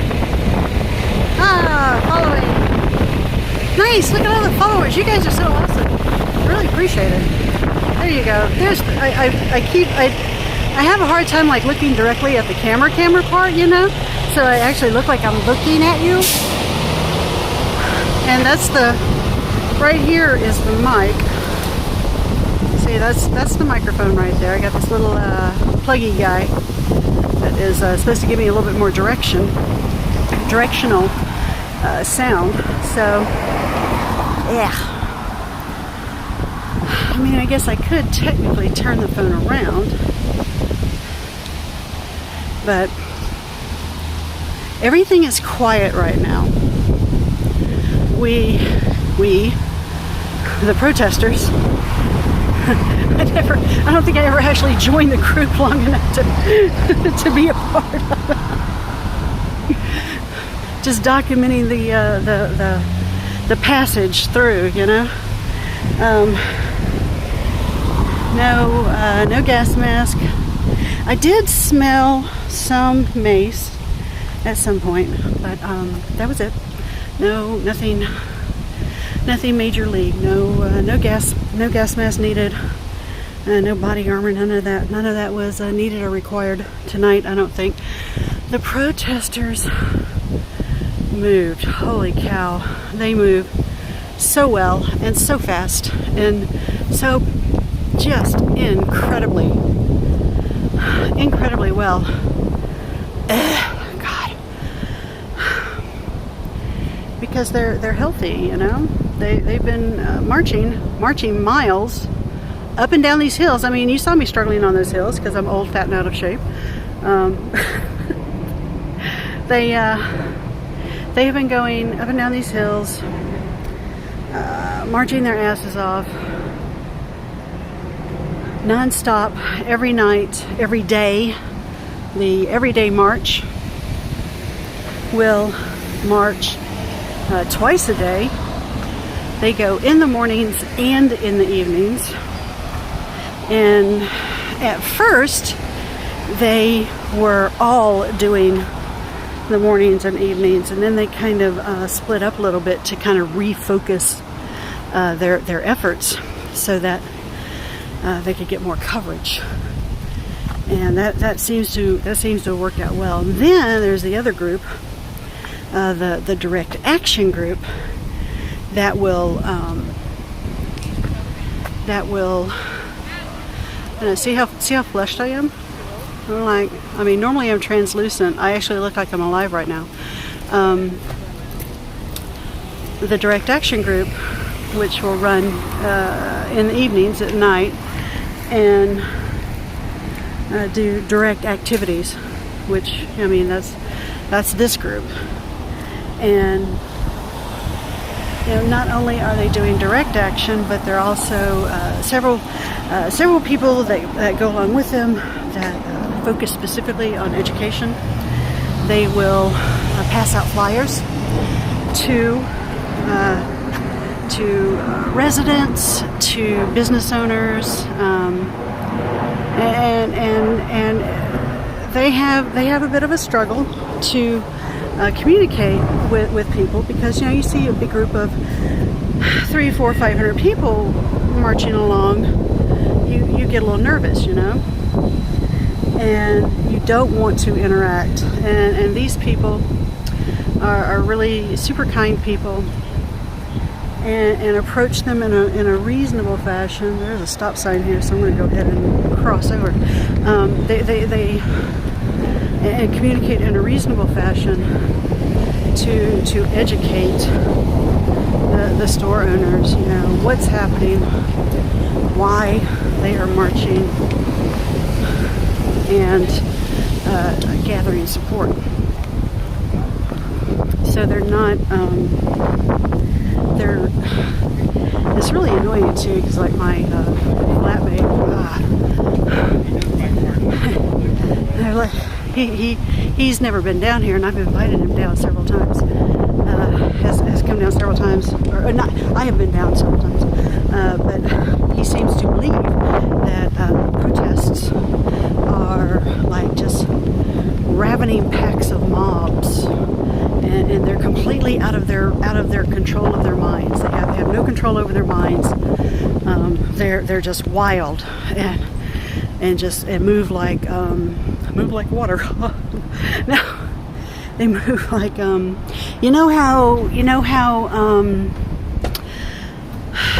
know like the flocks of birds and stuff, right? The flocks of birds, and they're like all like real frantic and frenetic, and, you know, running around and stuff. They will, but that's how he thinks, and he thinks that they're completely out of their mind. They're wild. They're crazy. They have no concept of sanity, type of thing. And it's like, what? Are you kidding me? No, it doesn't work like that. It's just like, no. And it's really super frustrating, you know. Hey, I saw follow. Hey, did my little thing pop up? There's like so I got like these little icons, these little animated icons, and it's supposed to be like, you know, when someone follows, it's supposed to show on the screen. I did take off the sound, because apparently people don't like the sound. If you're a gamer, people like the sound. If you're not a gamer, then, you know, apparently it's very upsetting. So yeah. Anyway, So, but that's not how this works. It's not how any of this works. It's not how the protesting works. You know, nobody's wild. Nobody's out of control. Nobody's losing their minds. People are passionate. They have emotions. They're upset. I believe that if anybody has experienced injustice of any type, that you can understand the upset. You can understand the frustration that you get when you're looking at this giant Goliath, and you're just like this little bitty peon. And that's why people come together. That's why people protest. That's why people do their thing. They come together because one person can't beat Goliath, but many people can. Many people can topple the Goliath, and that's what people are trying to do. That's what this whole movement has been about. Has been changing the foundation. The foundation that we currently have is rotten. It's based on systemic racism. It is based on institutionalized racism. And you want to change that. You don't want a foundation that is built on rot. Ask any contractor, ask anybody that's built with anything. Hey, if I take this piece of wood and it's rotten, will this make a great foundation? No, it won't. It's never going to. So that's what we're talking about. We're talking about defunding. We're talking about abolishing. We're talking about revamping. We're talking about redoing the entire system, taking what's there, tossing it out, and making a better system. Because hey, aren't we Americans? Aren't we the exceptional country? Aren't we the very, very best in all the entire world? Huh? Aren't we? We are, right? So why should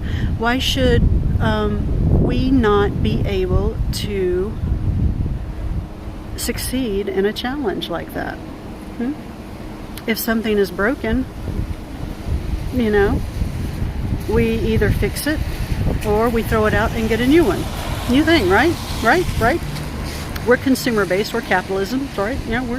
We're capitalist. It's broken. Fix it or throw it out and get a new one. It's broken. The system here is broken. The entire front line of the justice system is broken.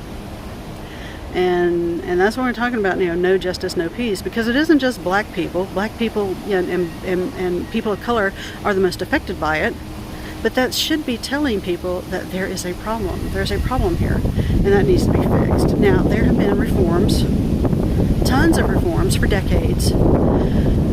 We've had, Seattle has been under federal oversight since 2012. We're still getting people killed. People are still dying. And you've seen the videos of how the cops have treated protesters over the summer. And reforms aren't working. They haven't worked. We've been doing it for decades. We've been doing it, since the '60s, and reforms aren't working. It's time for a new system. And no, it's not going to be all done abolish one day and that's it until we come up with something else. No, come on, people. Jesus, think with your brains. Think with your brains, seriously. We have to have something in place to swap over. Oh, there it is. I see it. That is so awesome. Baldy Tall Man. Thank you. You gave me the chance to see my little icon. I really like that. That looks nice. I'm very pleased with that little follow thing. That's nice. I have a whole bunch of different ones. I got one for bits and for donations, and I got one for subs and for follows. So I don't know if the other ones will will go through. I'll probably never see this. Oh, there's another one. Oh, there's another one.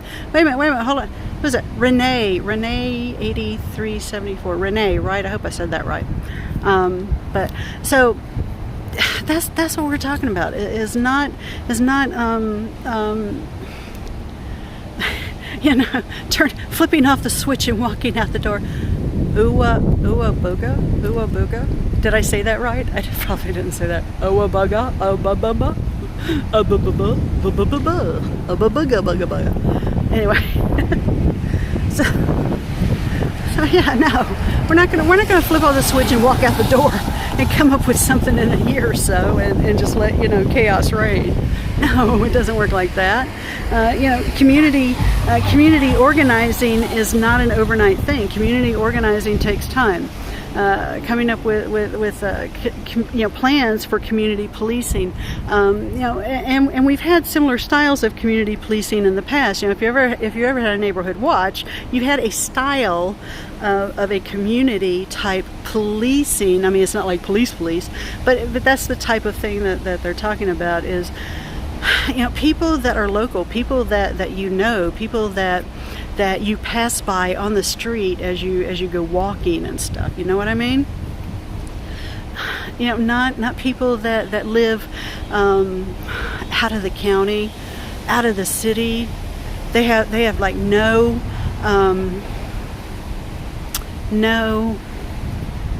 input. They don't even pay taxes here. You know, they have no voice. They have no vote. They literally do not participate in the city that they are being paid, and some of them in Seattle upwards of hundreds of thousands of dollars to quote enforce law and order. Dun, dun. You knew that was going to happen, right? So anyway, very quiet, peaceable night. Peaceable, and that's my other soapbox issue. You'll hear that one. There's no such thing as a peaceful protest. Okay, and that is something that you need to learn and you need to understand, and understand that is a good thing. Peaceful protests, by their very nature, are meant to be disruptive. They disrupt your lives. They bring your attention to something in a very vocal, strident manner. And this is something that's been recognized by the Supreme Court. Well, the group formerly known as the Supreme Court, depending on this Saturday. Sarina Strawberry, thank you for following. See, I'm actually seeing here when I'm like sitting here like looking at the screen. I can like actually see stuff and respond to things. I like that. I like that a lot. Hell, that's pretty damn cool. So, peaceable and peaceful. And this is something, like I said, that the Supreme Court recognized. Protests, by their very nature, are meant to be disruptive. The other thing that protests and the Supreme Court have discussed and have clarified is that streets, sidewalks, public places, and yes, streets have been designated for time immemorial as traditional public forums. And even like back in the days of Rome, when your people would protest, they would get in the streets. It was a traditional public forum. So people getting in the streets and they're like, get out of the streets, you're hindering my right to travel. No, you're not. It's the First Amendment right. And SCOTUS, back in 1939, Jacobson v. Massachusetts, you can go look it up, Jacobson v. Massachusetts, clarified the streets, sidewalks, public areas are those traditional public forums in which protests can take place. Now, localities will attempt to restrict and hinder those by time and place types of regulations, and in some cases And in some styles and types of protests, that's perfectly reasonable. That was something that the Supreme Court allowed for. And then in other types of protest, spontaneous protests, that doesn't you don't need a permit for that, and you don't need time and place and things like that. A spontaneous protest.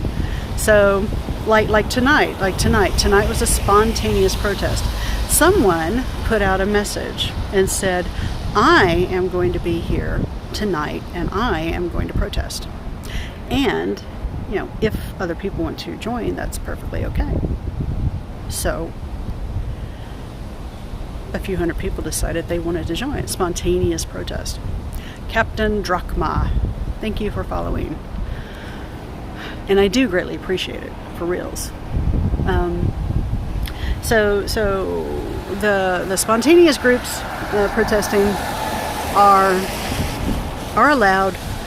Protesting in the streets, blocking traffic, stuff like that is allowed. And the Supreme Court will back that up. And that's why none of this is being dragged through courts. Nobody. Have you noticed that? Have you noticed that? Oh, I hear people. Hold on. I hear our group, I think. Oh goodness. Hold on. I hear our group. Can it be? Can it possibly be? Can it have happened? Yeah, look at that.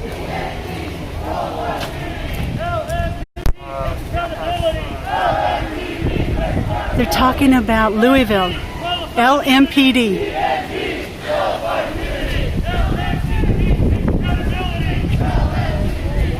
LMPD, take accountability. Qualified immunity. DMD, qualified immunity. LMPD, take accountability. LMPD, take accountability. DMD, qualified immunity. DMD, qualified immunity. Yay!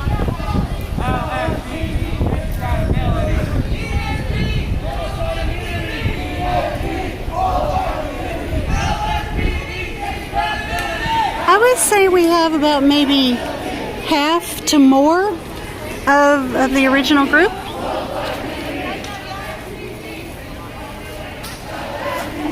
Ah, look at that. I knew I was hanging around for a reason.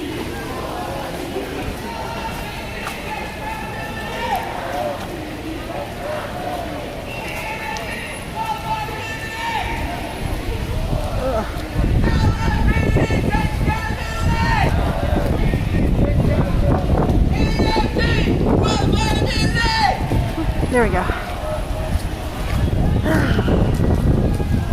Hey, isn't that cool?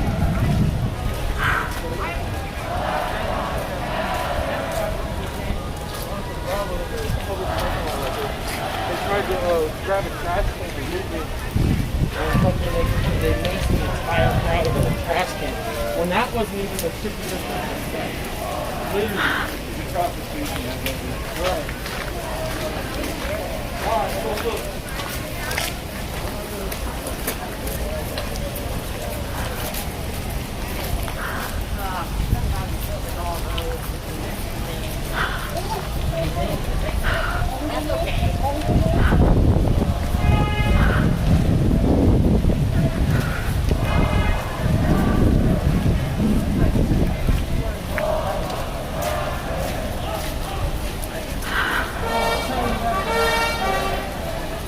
Hey,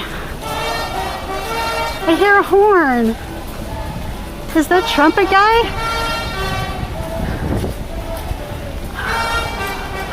Is that our trumpet guy returned to Seattle?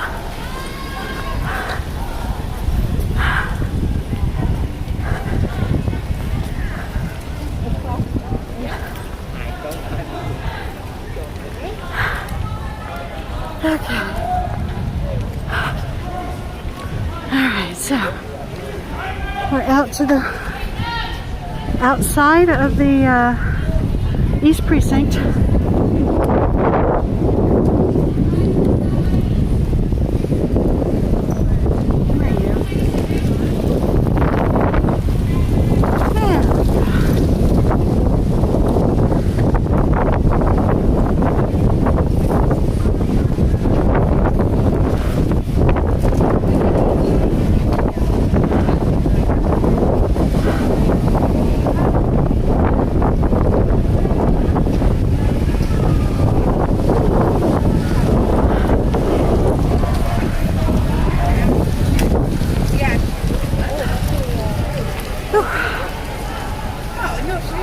I'm gonna lean against the sign.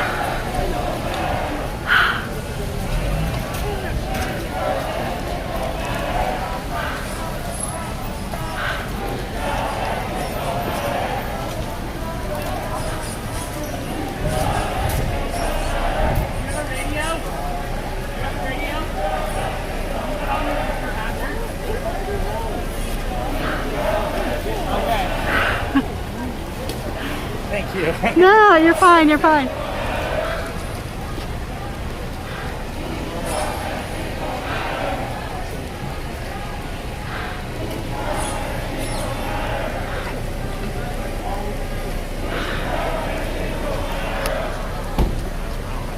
I know what I'm doing, hold on. I swear to God, I know what I'm doing.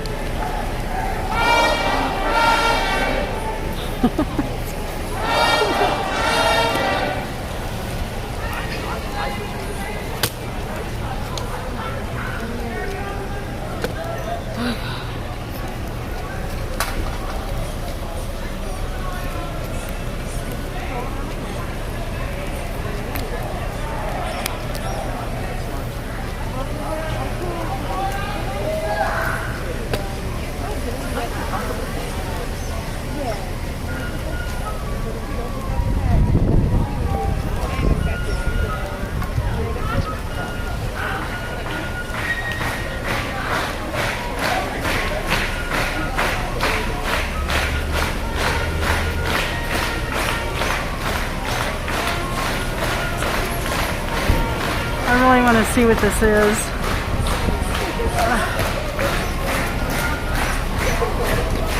So I got a car brigade is back, and they have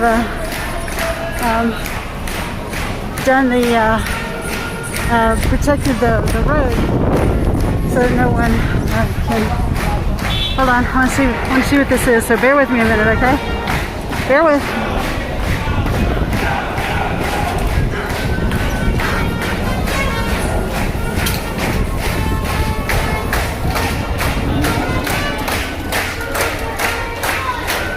I want to see this. I'll describe it to you.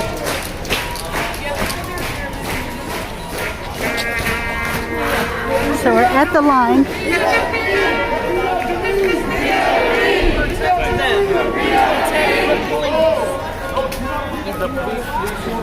Yeah, the big policing themselves.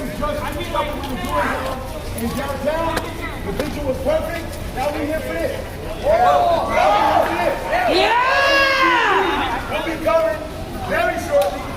And the EDM, they went to jail so they can support the people who are targeted and arrested. So, remember why we're here. Remember why we're here. We didn't get no justice. Am I correct? Yes, we didn't get no justice. So that means no peace, right? No peace! No peace! No justice! No peace! No justice! No peace! No justice! No peace! Just for me, because I don't want to lose the video, I was in favor if we took that intersection, just so I can guarantee we won't be pedals until. Yeah. I want to do some tree climbing, guys. Walk to that intersection, roll that intersection. Are we good with that? Oh, are y'all good with that? Yeah. I think but also, this is their intersection. I know. They're like, that's if we get rid of it. All right, yeah, just do it. Fuck yeah, let's do it. That was still the wrong way. Umbrella, hold this line though. Throw it down. Lightly clear. Go on. All right. Here we go.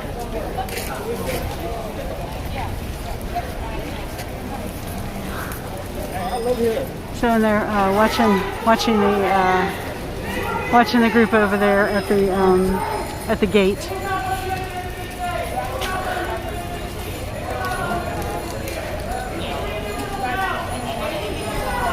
The group is moving and repositioning itself.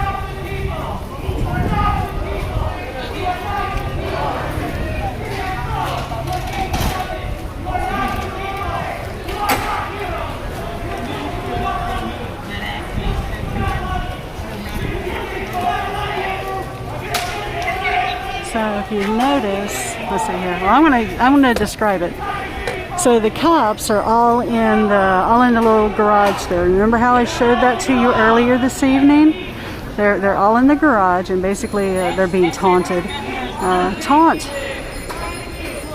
Our tanks here are. I always think of this in gaming terms. I really do.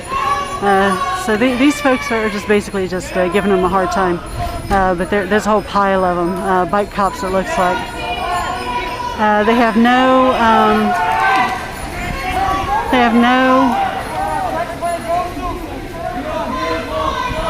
gas mask or anything like that I can see, which I did still leave all of mine at the car. So we have our bike group on one end, and then our car group protecting the people on the other end. So they repositioned the group not quite so high up to prevent kettling.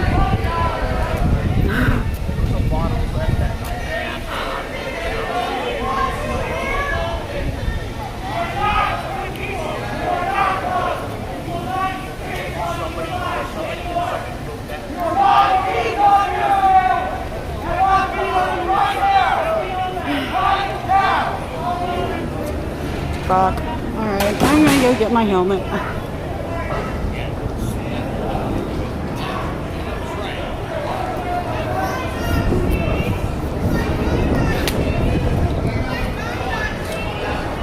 I think they're going inside.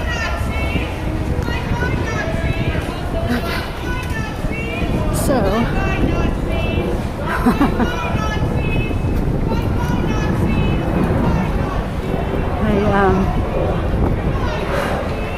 yeah, they're going inside. So they're saying bye-bye Nazis.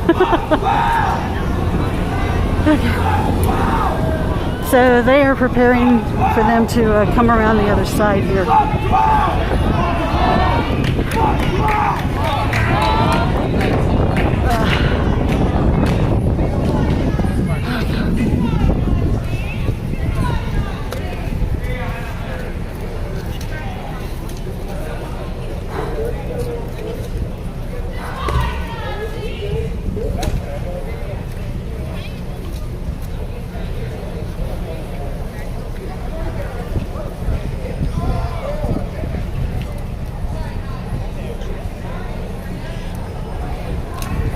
So what's going to happen is this. I am going to run over and get my bag again because I am woefully unprepared as usual. Which usually that means that that's when stuff happens, is when I'm unprepared. So we have people are basically taking their equipment and setting it up to stage their protest. What's that? And so everybody is getting all together and doing their... I was just walking. I was like, what is that? What's going on? Let's go look.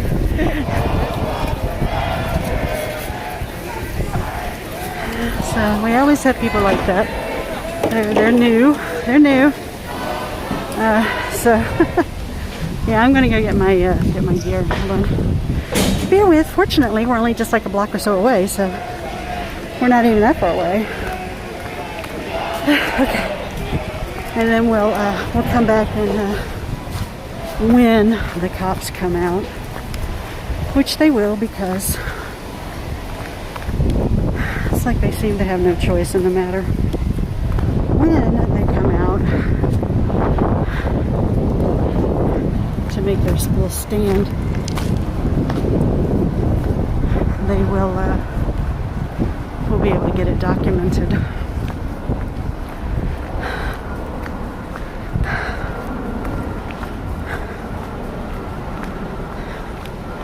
So bear with me. Yeah, because I know you're like, why are you walking away? I'm not. I'm getting my shit. Just a minute. I'm getting my shit. Just a minute.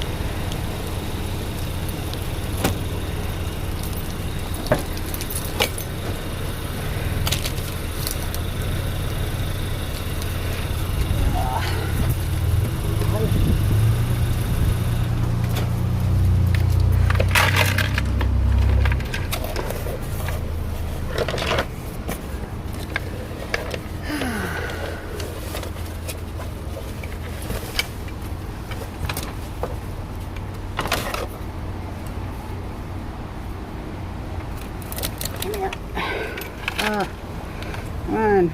You're annoying. Stop it. Okay.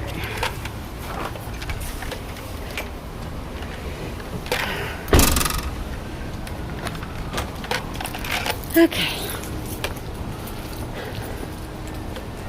Okie dokie. God, this freaks me the fuck out. So I pass by this store, right? And I see, oh shit. It looks like a human, but it's not. Okay.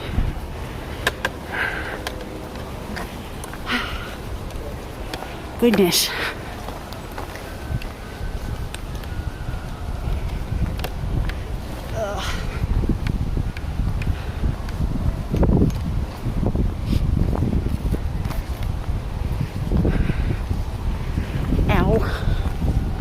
I need a bigger helmet. I got a helmet, but it's a large.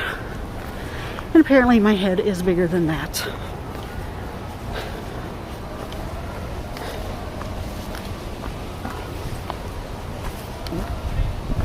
Ugh.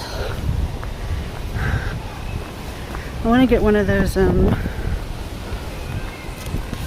like either bump helmets or ballistic helmets. Okay. Let's see here.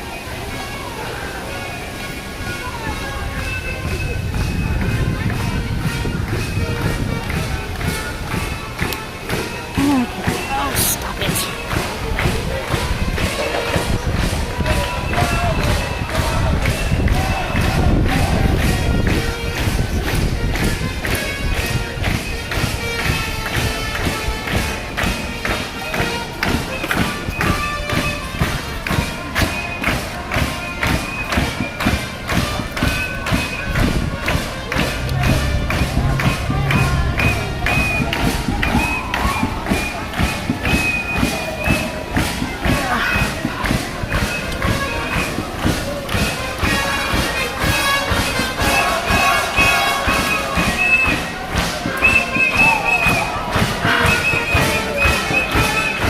I see a tango. I do, I see a tango.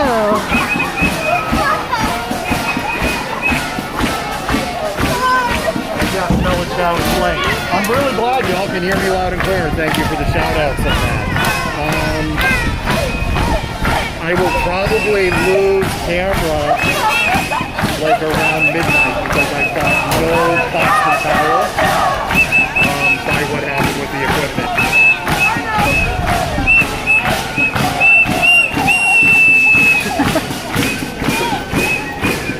This is really awesome. And when somebody's up here in Capitol Hill area and they have a 16-foot long USB-C as in Charlie to USB-A port. If somebody has a 16-foot long USB-C to USB-A and they're willing to go here, malcontent, take this.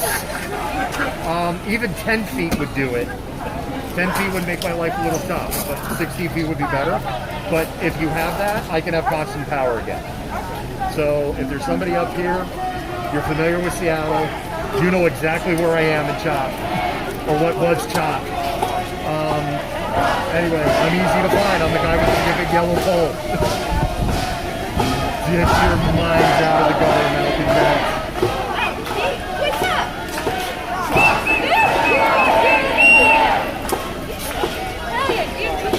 I don't know what's going on here with Jeremy. Rancho Bravo is closed because it's it's a Wednesday. But yeah, Rancho Bravo is closed. This really. Hey, that's how I feel right now. They're happy to be here. I already saw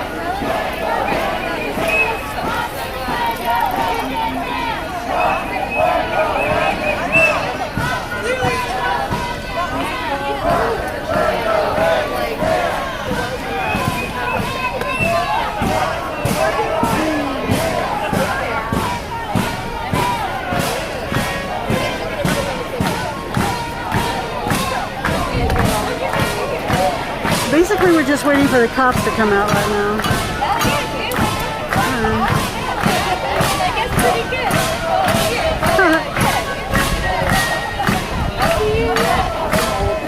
Apparently, my phone has just like been doing things like all by itself without me.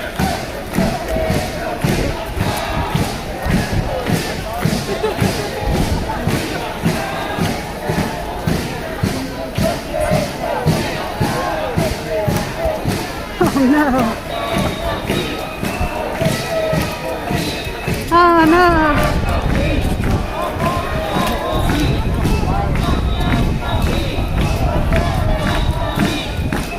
My compatriot Jack in Portland is having a rough time right now. Shit, man.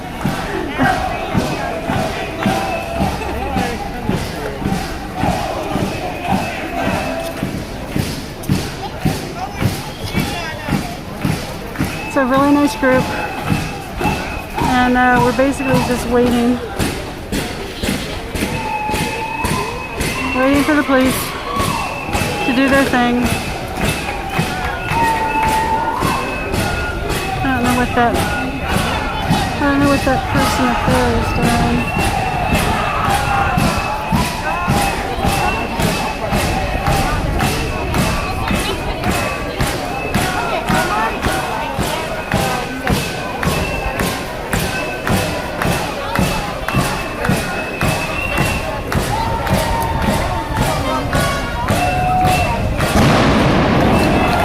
Nicely done, boys.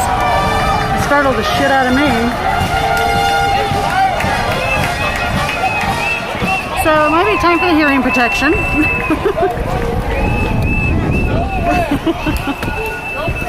Might be time for the hearing protection.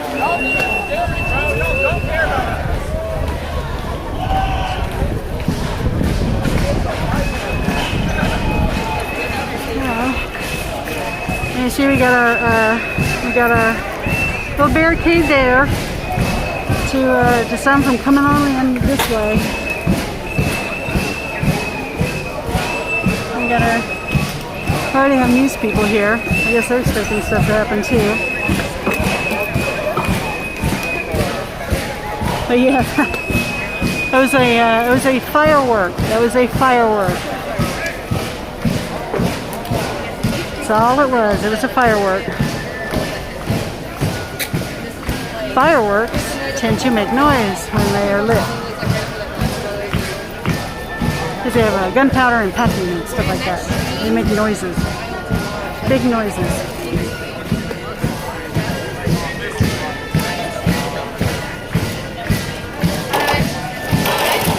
Hey! Oh! We're skaters, and we're like, dang, that's a dope helmet. Like, I want one. I had to stick tape on it because I'm like, it's got all the holes in it. Yeah, well, we gotta point up. Let's get that.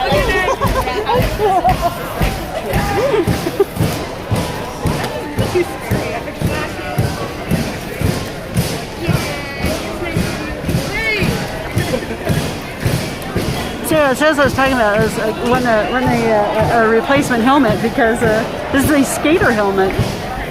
It's nice. It's a nice helmet and everything, but it's just too damn small for me.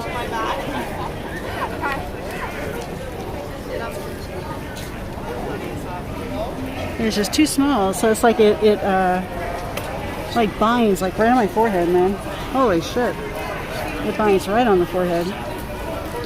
Okay, so let's see here.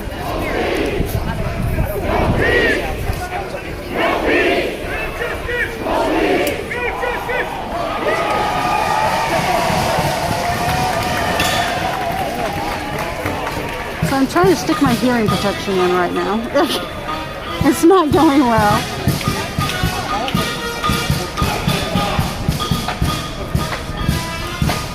It is trumpet, guys.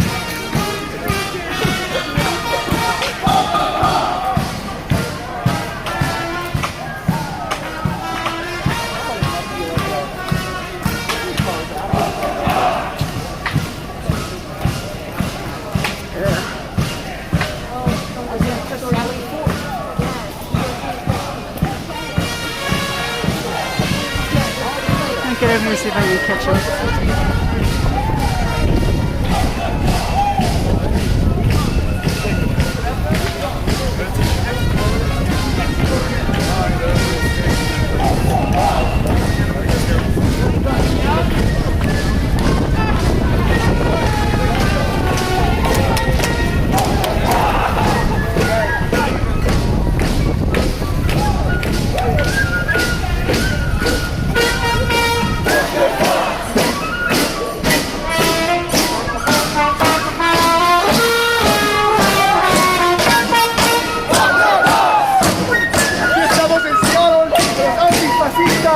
Peleando contra estos dictadores.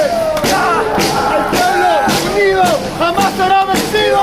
¡Viva la revolución, carajo! Trumpet guy has returned to Seattle, guys. Down with the wall! He has returned to Seattle. Oh, there's Amari. Chinga la vida! Chinga la vida! Chinga la vida! Chinga la vida! Chinga la vida! Chinga la vida!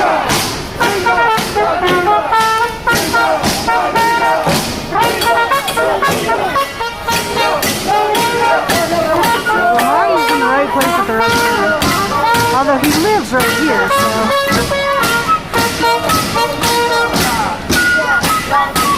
El pueblo unido jamás será vencido. El pueblo unido jamás será vencido.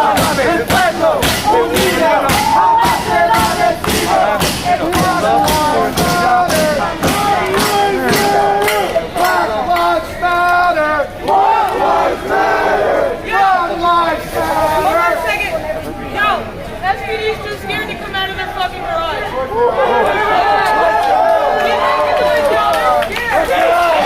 Let's go! Stay scared! You better get on credit, we run this city! That's right! When the people stand up, your voices will be heard!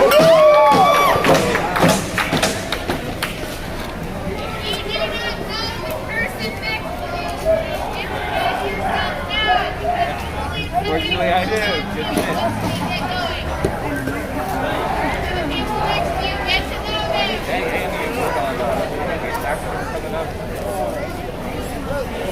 Yeah?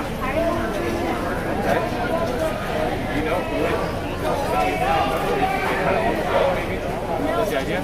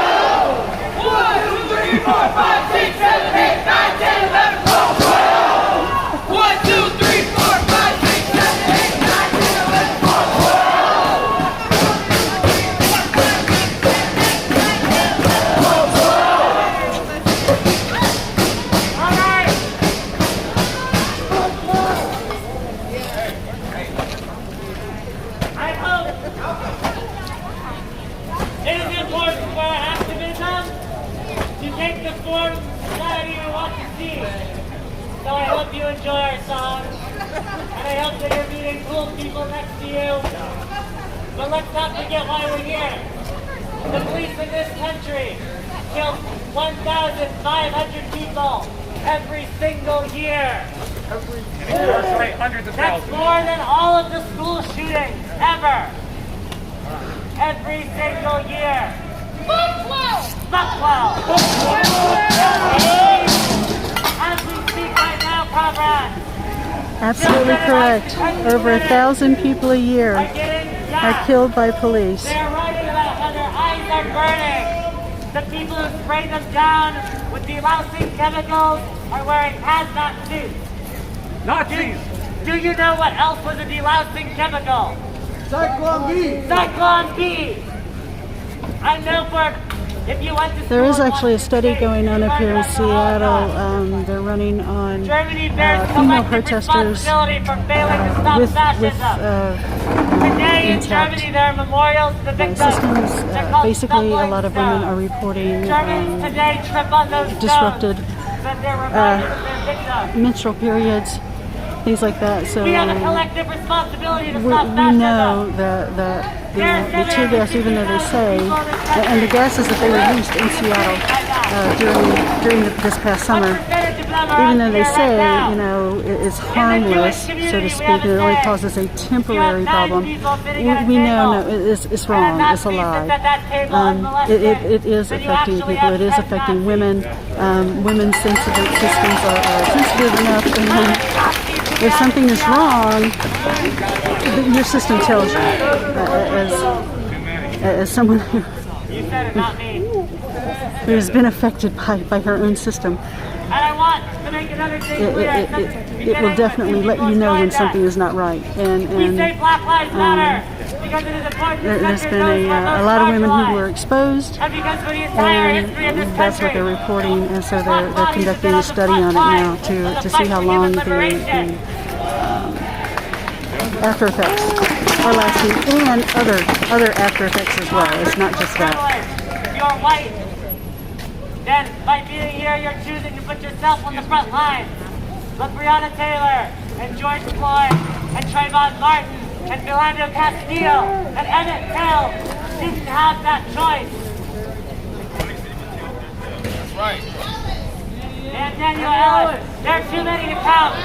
There's almost 1,500 every goddamn year. But make no mistake. Make no mistake. I don't want to ever say another motherfucking name. They're fighting for your liberation too. When we fight for Black lives, we are fighting against the very same system that is destroying our planet. That is forcing so you to good be to see two you back paychecks up here for a away change. from losing your home.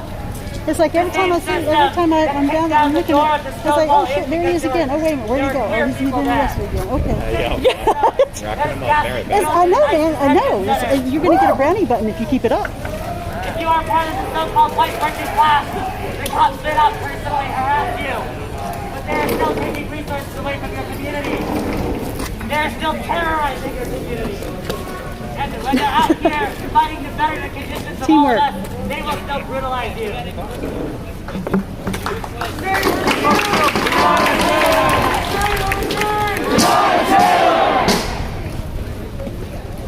It is our moral duty to fight fascism, comrades, and I thank every one of you for being here. The first extermination camp in Germany was opened in 1942, nearly a decade after Hitler came to power. Hitler and the Nazis never achieved an electoral majority. In the 1932 election, they held less than half of the German parliament. He needs direct action. We need people out here in the streets. Because in Germany, they failed to stop fascism. And their cities were bombed into dust because of it. Somebody on Twitter told me they didn't want society. Yeah, you stay back there because you're a magnet. You're a magnet for mace. Every time I see you, you've been sprayed with mace. Let's hope not tonight. I know, not tonight, brother. We are not going to have it tonight. I don't want to rain on anybody's parade. It is okay if you join us right now because you are with your comrades. But we are in a very serious fight. And I want everybody to know that you are standing up for what's right. And we're going to hold this fucking intersection.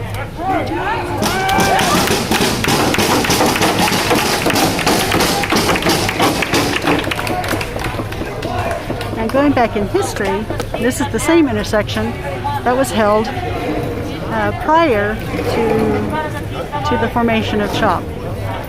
You remember, the East Precinct is right up there. There, up there, past the guy. Yeah, see there. See the fence? That's the East Precinct. So and they're up there. They're still and the cops, I'm assuming, are still in the garage. I guess they did their little high five meeting and ate their donuts and stuff, whatever. And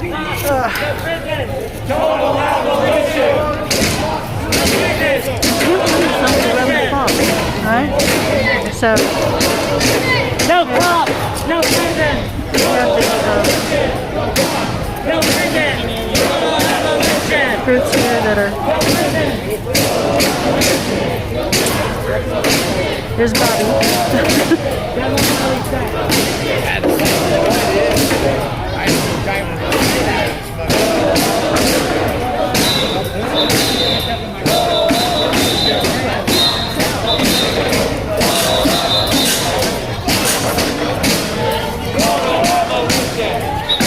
So yeah, so this is where basically the original standoff was.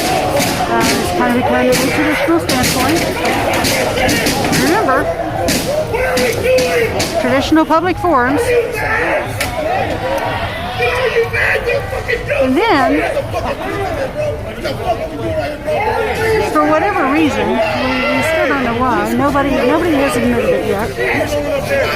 Nobody has ever explained to the public. I'm fairly certain they know who did it, but nobody has ever explained to the public who ordered them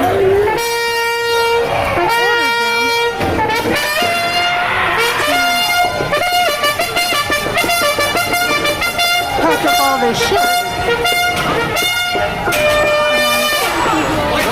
Oh, here they come, here they come, here they come, here they come.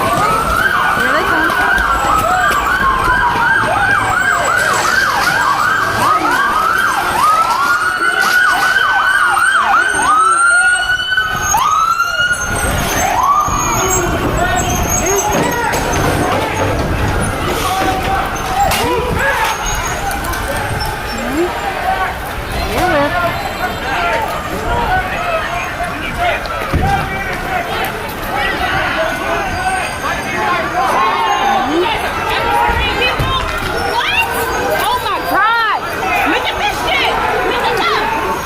So they're spraying the mace. They're spraying mace. Bear with, bear with. There's some more shitbirds. There's some more. Okay, they're going to clear that. Oops. Let me get out of the way here because okay, so they're moving people down into the park and they're clearing the little blockade that they made.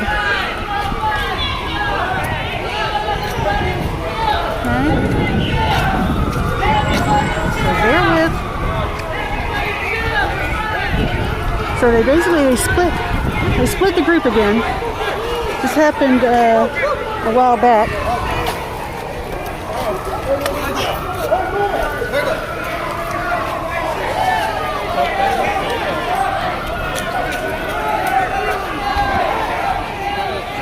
Someone dropped their phone, and I'm not letting the cops get a hold of it.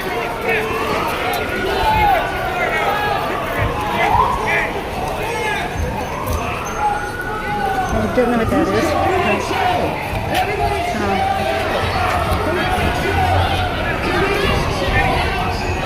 I've got the phone. I don't want anybody to mess with it.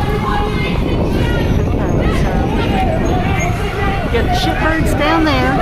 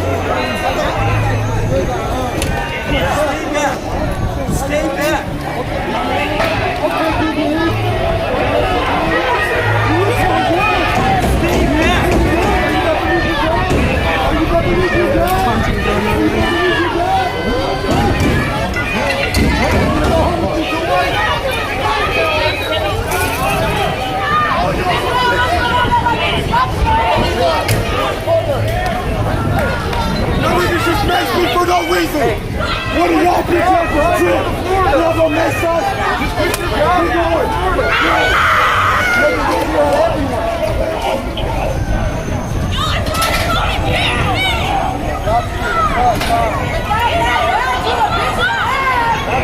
now we have 2 cans of this.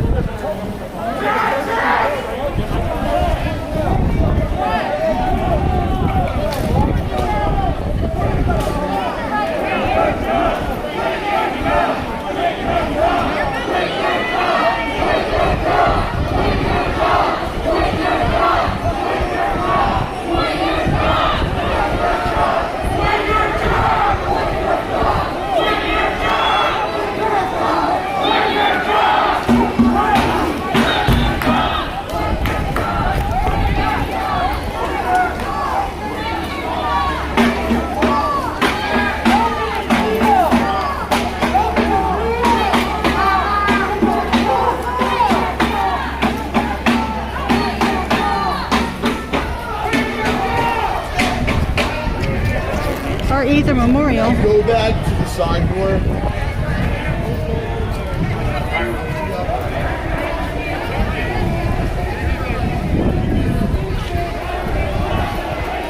So the memorial has been moved. It's moved into safekeeping.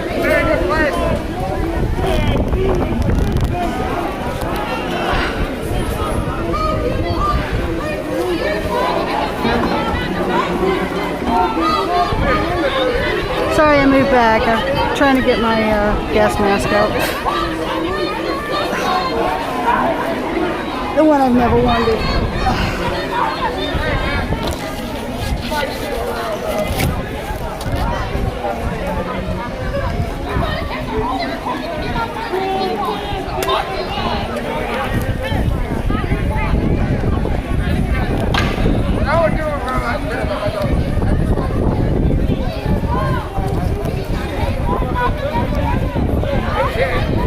Something's back on there.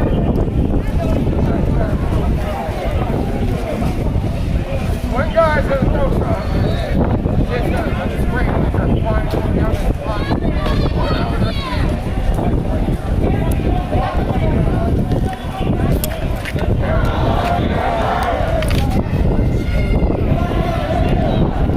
All right, bro. Be safe, man.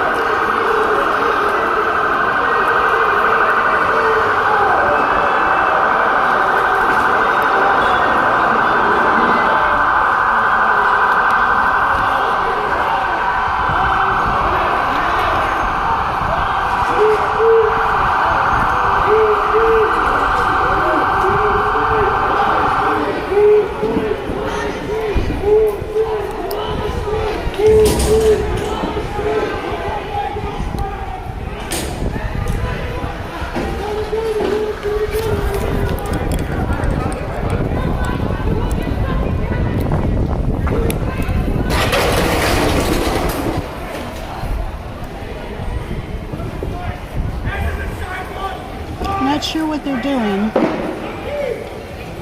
They've blocked off this part of the street. And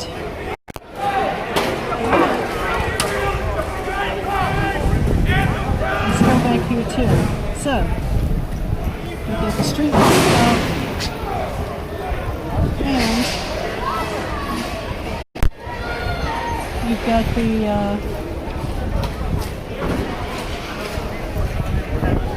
them looping up down there. So they'll be coming in from two sides now.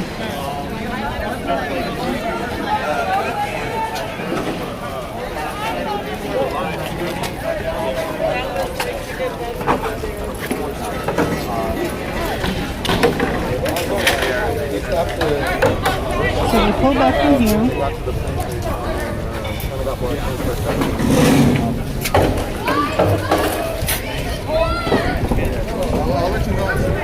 And we moved over to the other side.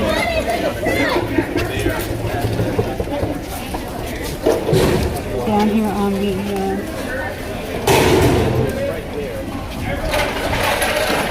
I got a feeling nobody is left in the back. Well, we've seen this before.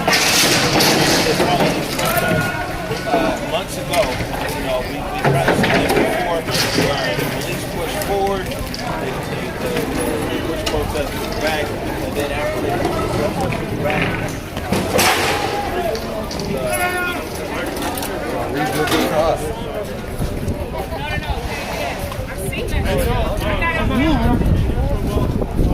Now,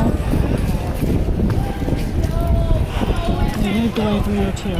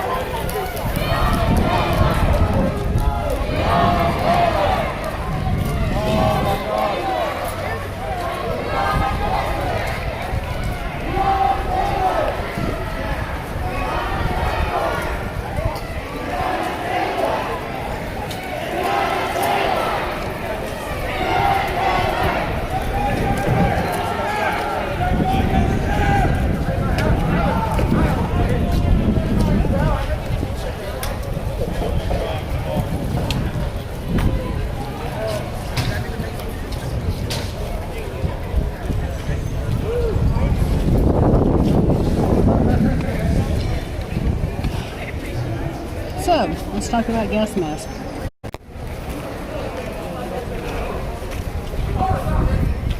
And this is a full face IRA Series 6. Yeah. Anyway, 6. Number 6. And it's got ballistic glass. And I picked it up over at Echo Sigma for a ridiculous price. It was really annoying the fuck out of me because they lowered the price on it after I purchased it. So it's on sale. You can go over to Echo Sigma, and it's a prepper site. They've got bug out bags and things like that. And they, what is it? I see lights down here. I'm going to go down here and look.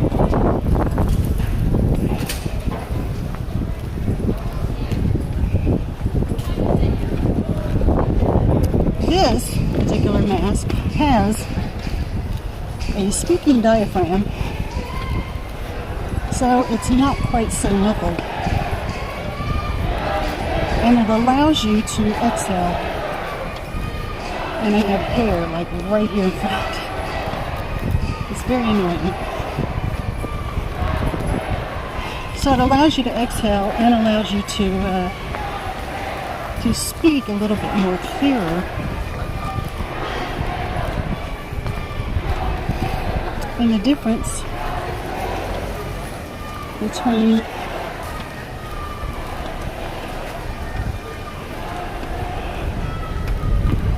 this one and your standard respirators is the filter, which will catch a few things. The trick with these is no panting or gasping. Able to breathe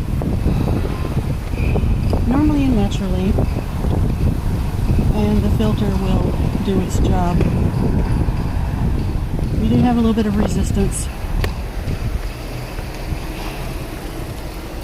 And yeah, there's a hair that's like going right across here.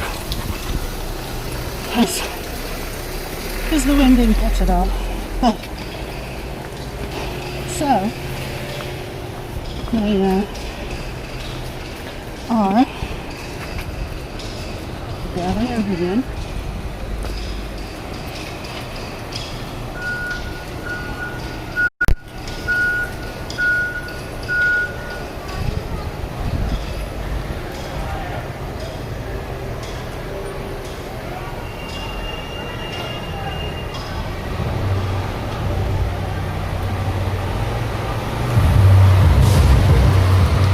like specific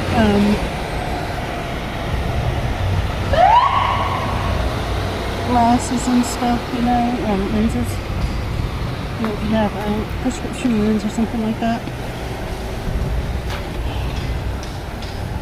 that you can get to wear with, but this is a 20-year mask. This is not a throwaway respirator.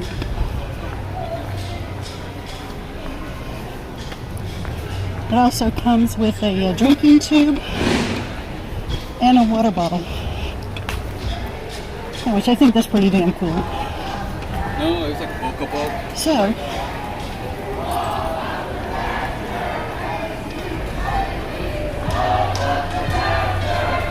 I've got my hearing protection. I've got my helmet that doesn't fit. I've got my vest. And I've got my gas mask that does fit.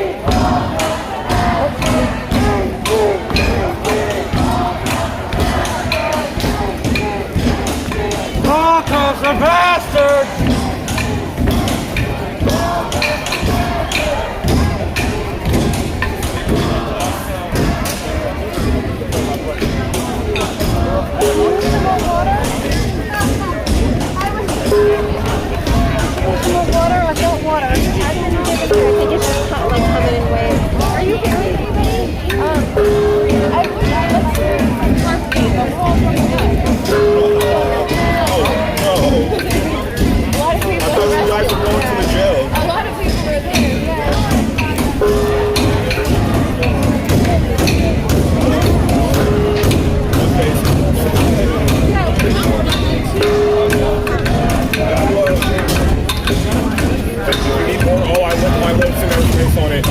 Oh, my tongue's tight. Oh, fuck, that's rough.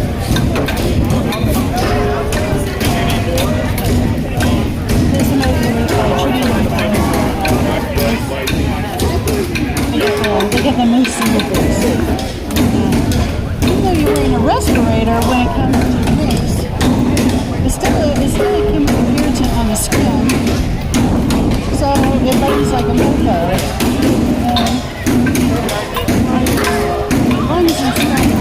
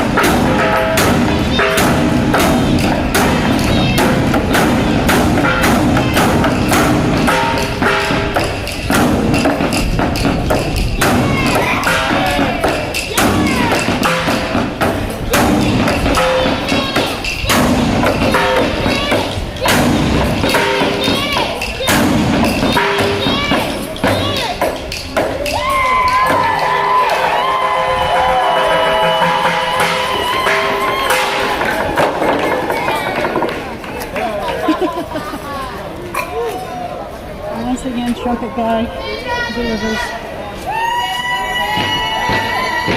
He delivers the good word.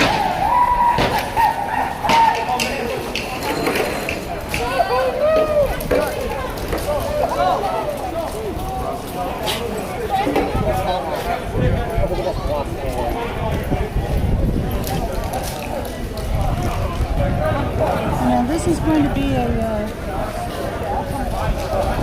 interesting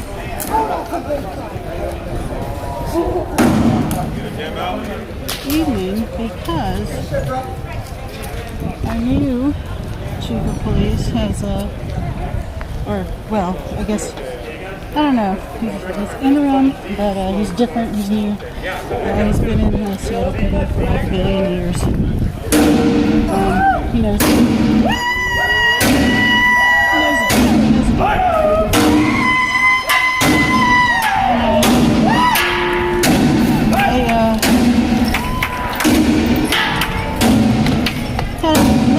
What his response will be in regards to the action tonight.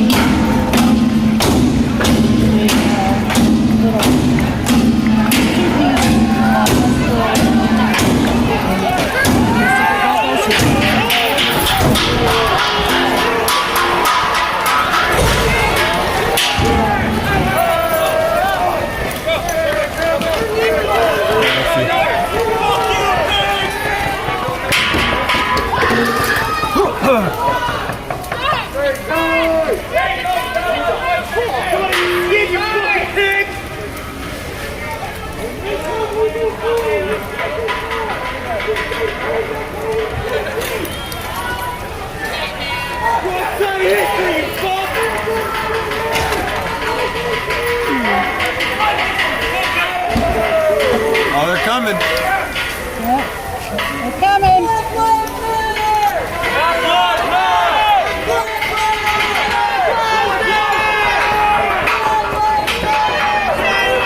They're shooting things.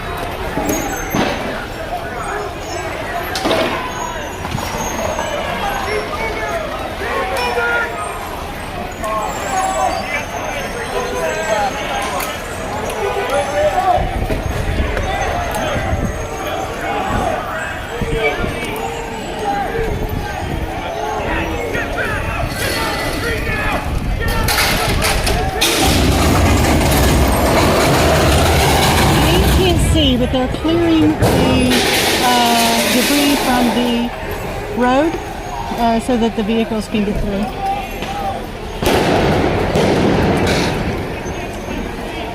This mask is working so goddamn well.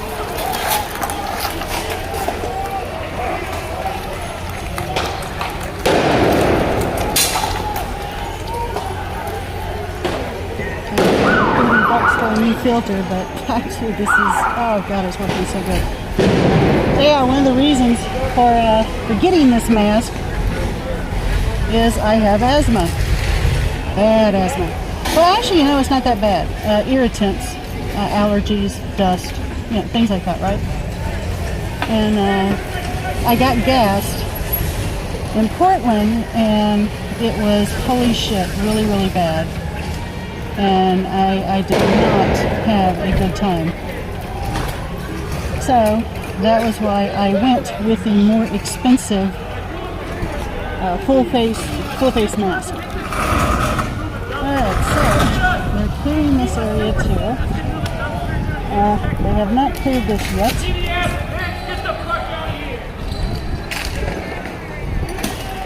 Okay, so they just did basic clearing. They put the little fire out, which was like wooden pallets, stuff like that. And then they got the group over here coming in. So they're gonna clear that out. So they've chased the group so far all the way down to Broadway, and they're clearing this area out.